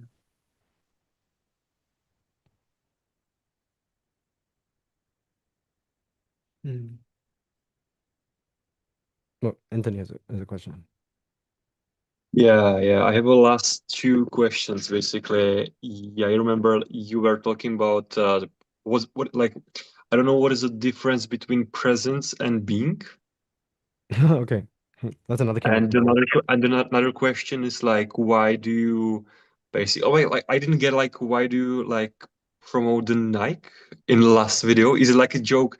It's like you were talking about the like Nike hoodie. Nike? Yeah, the Nike Oh, sweatshirt. I'm wearing that right now. And oh wow. Wow. And then because like is it like the Same joke color. is like the Osho had the Rolls Royces, so like or are you like paid by Nike? Oh no, I'm not paid by Nike. I just like the sweater. That's it. Mm. I mean, I always like. I mean, I think I talked about Nike. There's another video that I made years ago about my obsession with Nikes and Jordans. I guess that still applies a little bit because I just like Nike as a brand. The way it represents like victory, the way it represents like the swish, like the emptiness, the air, and just this virtuous action of getting shit done and exerting the virtue of exertion for exertion's sake. Like just do it. Yeah, Like maybe for Osho it was the transcendence. Yeah. Rolls Royce, maybe. Yeah, he just likes a Rolls Royce, I think. Yeah, but I think he was also trying to make a statement, of like, oh, this is what modern people want, right? You can't talk to modern people, your everyday run of the mill Joe about enlightenment. They care about Rolls Royce, so I'm gonna buy a bunch of Rolls Royce. Yeah, but the 90 thing, I don't think I thought about it too much. It was just more like I really like it. From my observation, and Yeah. it's happening with Frank, it happens to some of the other instructors as well, is that they are just very comfortable with their desire. It's like, That's true too. Yeah. no, it's just like, that's what I want. That's Yeah. what I like. It's like, but what about desire as the roots of all your suffering? Yeah. Yeah. It doesn't bother me anymore. Yeah. Yeah. You can desire without grasping, without suffering, right? So Yeah, but what's don't you that? know the What's second left is just noble the, truth? you know, I just love like seeing owning your desire. breaking these dogmatic kind of representation of what the past should look like. It's not the following like the books. It's not like the books. Hmm. Yeah, yeah.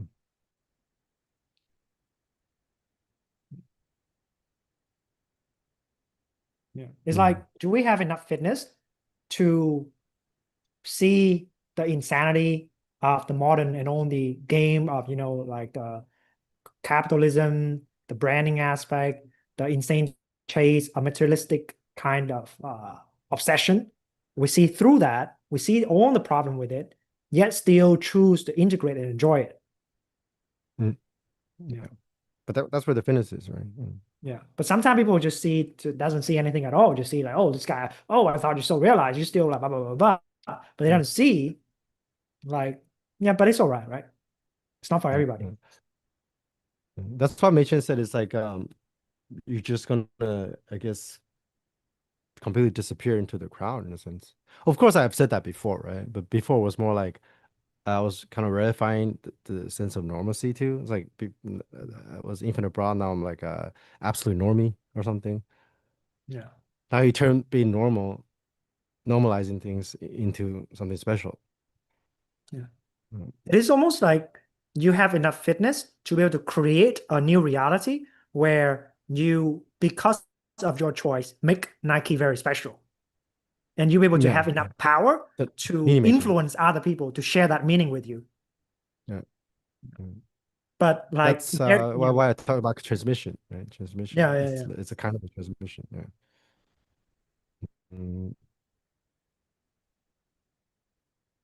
Then Nike becomes special, not because Nike in and of itself is special, but because you see the emptiness of Nike, and that's self-emptiness in a sense, right there. And then you getting everybody to wear the same sweater, then of course the group is gonna come together and create a stronger bond in transmission or whatever however you relate, right? That's why teams have uniforms. It's like it is an emerging process. Is that because Frank is who he is, he likes Nike, and because we have enough relational capital, we care about one another enough, and we want to engage. We choose to engage with each other. Therefore, we also like Nike through Frank. So then, in that way, because of Frank's capacity to see the dharma of Nike, we have a better relationship with capitalism. Okay. Yeah, all of these mechanisms just fly over people's head. Like they have no idea what's going on. But if you think about it, this is how modernism work, right? Yeah. But except now, if you know things such as appearances, you're just more aware of this is the mechanism. But can you really transcend modernism? Sure, you can go to the caves if that's your choice, but in that's not what we're about. That's completely fine if you become a monk, right? But we're here to but it's like visible monastery. Is that transcending or is it just like is that hiding? Yeah. Well, or is that just creating a special thing out of the monastery? Yeah, like a bubble reality there, away from this collective hive mind. But do we have enough fitness to be in the hive mind while still retaining our sovereignty?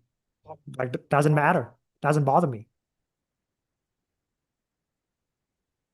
Like,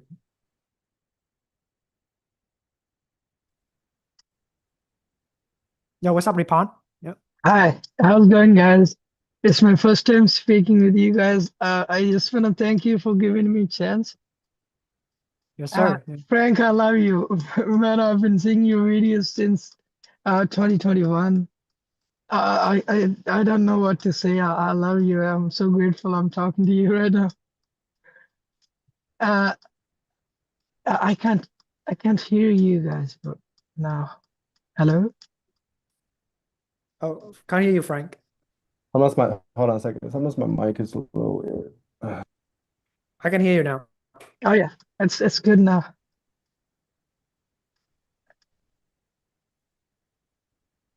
I think we lost him again. Are you gonna join the boot camp? I will. Oh, nice. That's good. Yeah. Yeah.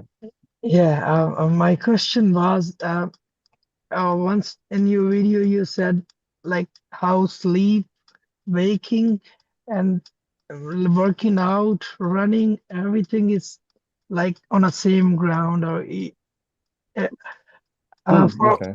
for a while I felt that same thing. I don't know if it was I'm not very good with terminology, like if it's a insight or it's experience, but I felt that, and life felt pretty like effortless for quite a long period. Like I would say for stretch of few months, life was like it was totally effortless, like eating, playing, sleeping. But I couldn't like conceptualize it what it was. But even in my relationship with my family and everything was like so smooth. And it was a pointer from your video. It was from your direct experience that everything is on the same ground, like everything has the same texture. It just it stayed with me, and I even working out, sleeping. I was trying to feel that thing, like how is it same? What makes it same? Like even sleeping or doing like hardcore workouts.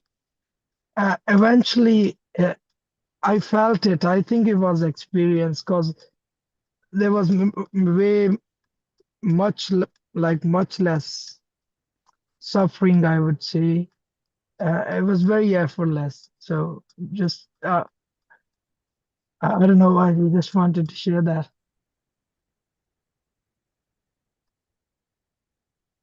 I can't hear you, Frank. Yeah, I can't hear you, Frank. Can you hear me now? Yep. Yeah. Okay.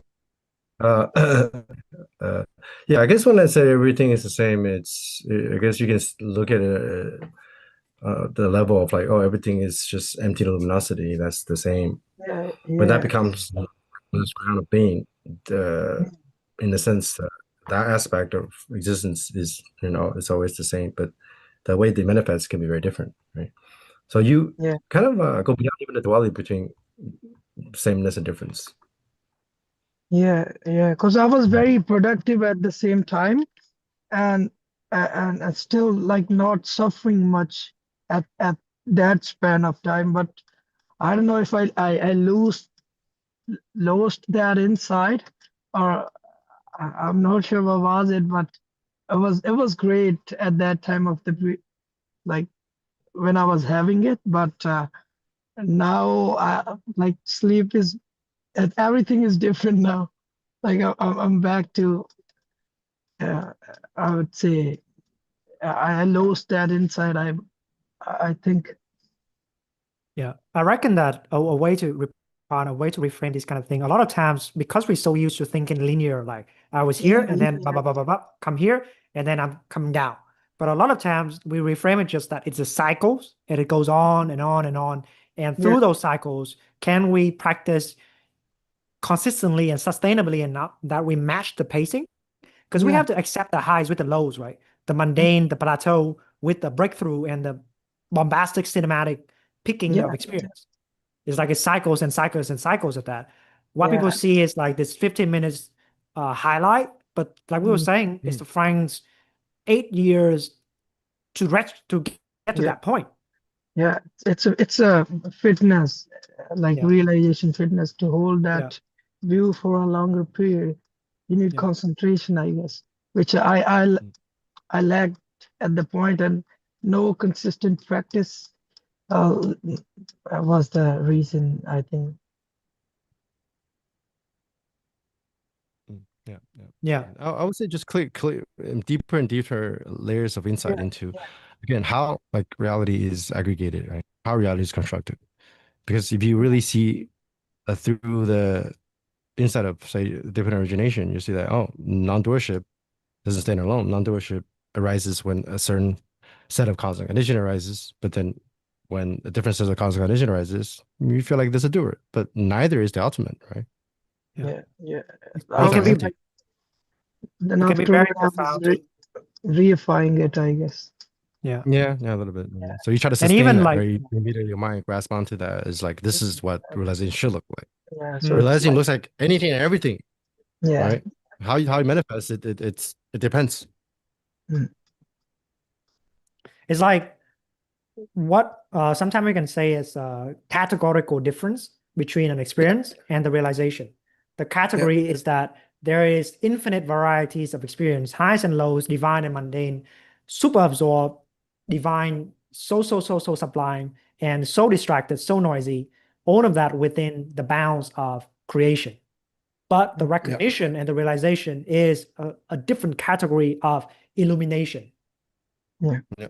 Meaning you are seeing through whatever's going on. So it doesn't matter right now if it's noisy. You see the noises because, hey man, you're working a lot and there's a lot of things that's coming up and you're stressing out. So it makes sense then that you will be stressed out. And because of the stress, and it applies on a nervous system of a human being, it creates mental chattering. Then you just understand. You're not confused about your own confusion. But this lack of confusion stems from a different category. It's not an experience of non-confusion. It is an illumination of confusion itself. So then the path is then how do we dance between all the varieties of creation, the choice of free will, the choice of what you want to do with your life, what kind of experience you want to have, what kind of lifestyle you want to live, versus the other category, which is illumination, which is your willingness to see exactly what's going on all the time. Yeah. Seeing the big picture, yeah. So that's why, like, sometimes we see there is different games. We can say that, I mean, I may be flippantly, and right now this is what I'm thinking is we can say on the mapping of Ken Wilber's and that kind of gradual kind of range and all these things, it is on the documentation of what creation can look like. Illumination transcend but include everything. You can be depressed and a realized being. Like, why not? Then you just accept the limitation of what it means to be an incarnated human being with the psychology, with the responsibility, with the challenges. And without a gap too, right? Yeah. And then you see it's a continuum of recognition. And whatever experience that's happening, you'll find with it. That's why, like, there is some quote, there is this, I forgot, but it's from a Zen tradition. They say something about when everybody's busy getting to heaven, I'm perfectly content with whatever I am. Because everybody's busy with avoiding hell and reaching for heaven. They separate these range of creation to create the evolution, because within creation there is an evolution, right? You are poor, you work hard, you become rich. You're not so fit, you train, you become fit. But within the category of illumination, all is well. But you can't confuse the two, because if you try to do the illumination and you try to equalize and reduce creation, you just explain things away with the ultimate. Yeah, and then you get that was confused. the thing I was kind of stuck on a little bit too, right? Yeah, where I find the ultimate, and that also is a difference between presence and being. I'll say, right? Presence is this like boundless, centerless luminosity. You can call it awareness. There's no location, whatever. That's the thing that most spirituality teachings point you towards, the nature of presence. But then there's also being, right? It's not apart from presence, but presence itself cannot be touched by being. But that doesn't mean that they are neither the same nor different in the way that they interact with each other, they dance with each other. So you go from being to presence, and then presence comes back to being. And now the ultimate, the relative collapses. That's when we say your karma is your dharma. Like how you aggregate is luminous. When you aggregate in a very depressed way, it's also luminous. A confused way, it's also luminous. But now there's a flexibility to play around the aggregation of your being from the inside of presence, or maybe even from being to present, present being. Answering that even that maneuver, there's a flexibility in like whether you're coming from being to present or present to being. But the geometry of this spheroid, I call it the 4-dimensional spheroid, 3-dimension of space, 1 dimension of time, that makes up your a moment, and that moment shapeshift, right? There's a trajectory to this moment, like there's being, right? Being means becoming. There's an element of temporality in time. And how do you observe the patterns of your being and becoming and your karmic trajectory, and then iterate your life through your particular disposition, and you have the fitness to aggregate this or that way.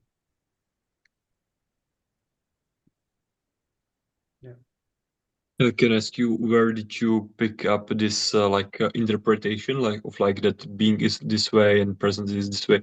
Because different like non-dual teachers or different teachers using like the being for them is different thing basically. It's really from yeah, go ahead. Yeah, I think it's really from so this pedagogy, this way of learning and teaching about it, it comes from Mei Chang. And from his experience, he go all the way from an actual Theravada training background to all the way to the higher teaching. So he traversed through the different vehicles. So that's why when we look into being in the context of the bootcamp, we spend the first 5 weeks to really understand the structure of being.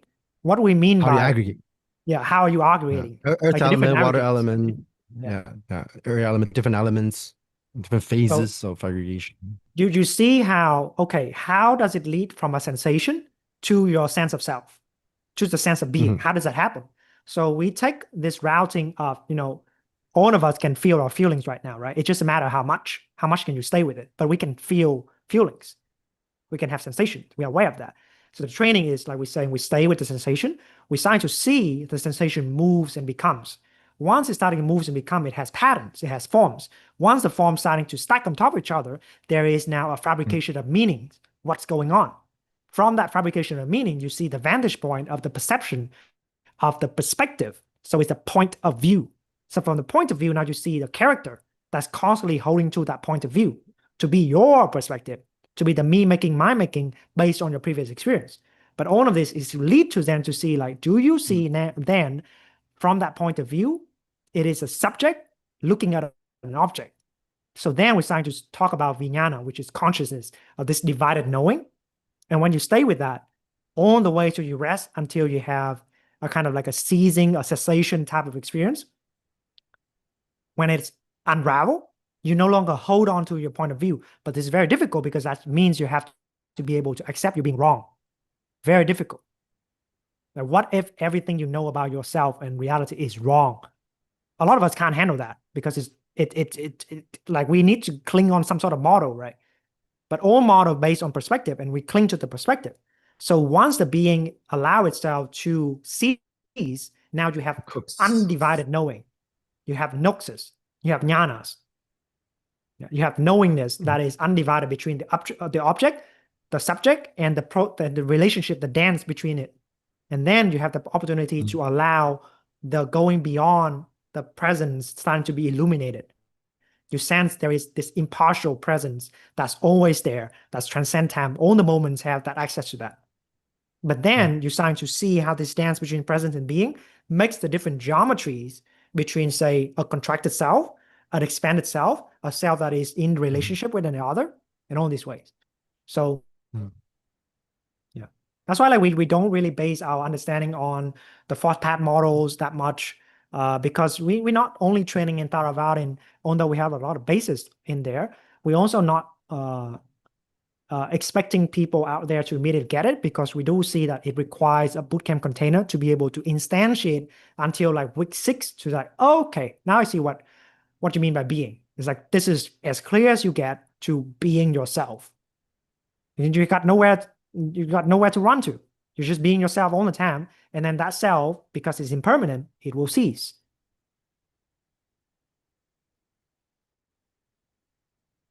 But that's why people around week 5, week 6 starting to go a little cuckoo, because they can't cease. They want to resist. They want to cling on to their being. Yeah. So that's why it's usually at that time the bootcamp get a little challenging. Thank you, guys. Thank you. So I would say that most likely we can't find any books, any materials out there in terms of presence and being, because I think it is I am confident it is an original teaching from Mei Chang. I saw a video by Lisa Curran. She's like trying to explain non-duality in 2 minutes. Basically, she just went into presence and being. She's like, you find presence, and then you presence comes back and marry the being. Yeah, it's a good way to put it. There's a relationship between them. Yeah, it's like the same thing as saying the relationship or the collapse of any duality, right? Or like the absolute and the relative, the human and divine. And just like we have a way to really tease out how the being is constructed and aggregated in very nuanced way. Yeah. Where instead of saying, oh, the being is just your character or just your personality or your body mind. But how does this arrangement of aggregation leads to this kind of habit tendency? This, like I said, like from the ground up, how does the aggregation eventually ratify and conceals into a view? Right? Yeah, it requires a certain yogic. Yeah, to tease it out and then eventually to aggregate it as your own like creator of reality. Um, yeah. It's like how even the question, how does this moment arise? You can actually see it and answer it yogically.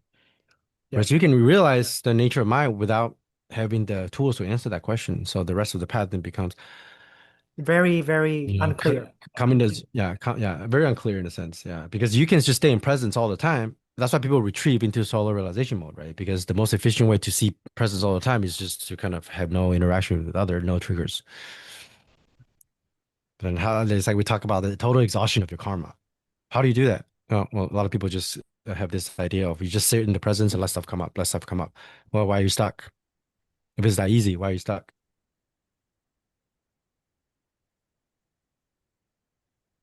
Oh, just do therapy. That's not saying these practices aren't useful, right? Yeah, but sort of the details and the nuances in which we really take apart the aggregation of the mind, how the mind is constructed, and how that relates to society as a whole, for example. Yeah. It's quite unique, I think. John, While still not invalidating like Vipassana, Samatha, or like letting go, all these things you hear about in the book camp. But then like it's like the question is like, when do you need to let go and why? Right? Like okay, it's just letting go. Okay, what are you letting go of? How do you let go of? What does it maneuver? What does letting go even mean? What happens in the mind when you let go? Right? So it's very nuanced.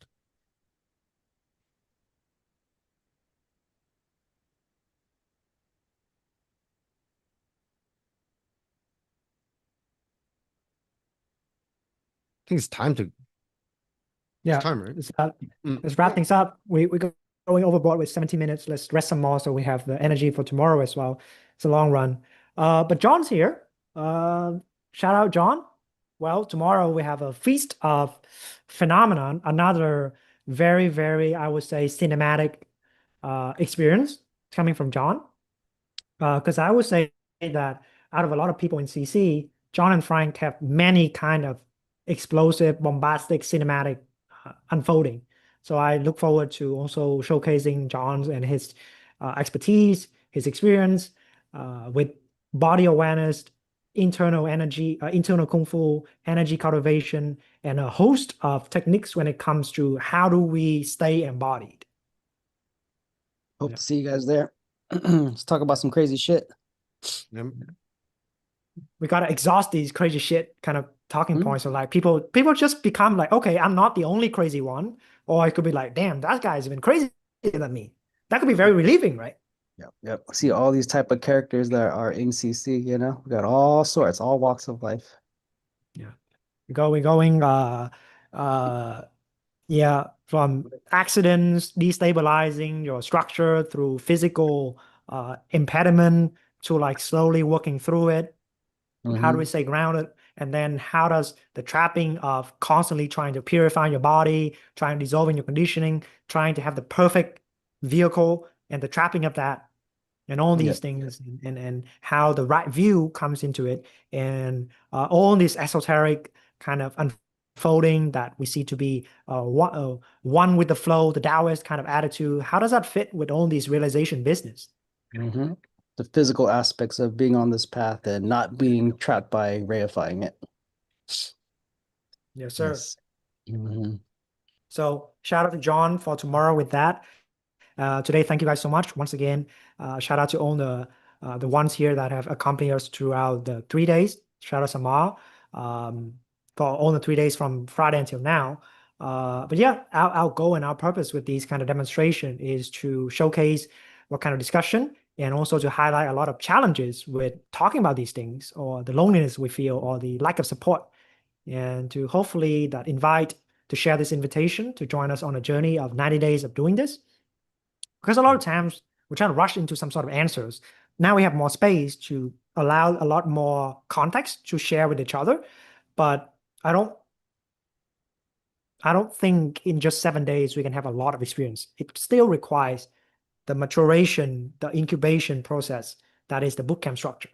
So it's still to do this to invite people to apply, maybe not be able to join now because of timing constraint or money constraint, but it's to establish some sort of a seeding of interest so that we meet each other now or sometime later down the path. Yeah. But also shout out to Frank and owns a work and creative pursuit to be able to document it. I think it's very precious. Able to give people a glimpse into the madness that is this liberation process, and how Frank go insane so you don't have to. Similar to John tomorrow, how he got on this kind of like bombastic experience, and then seeing the other side of, oh man, I think I'm even fucking myself up now with all these energetic manipulation. So you don't have to. So we can clear the fog, lay out the path so that you can choose with more option, with more clarity, and hopefully to start the momentum for you to reach your own height and start to share your gift later on. Thank you guys so much, and we'll end the live stream now and hope to see you tomorrow. Yep. Thank you Bye-bye, guys guys. for coming. See you tomorrow. Bye bye.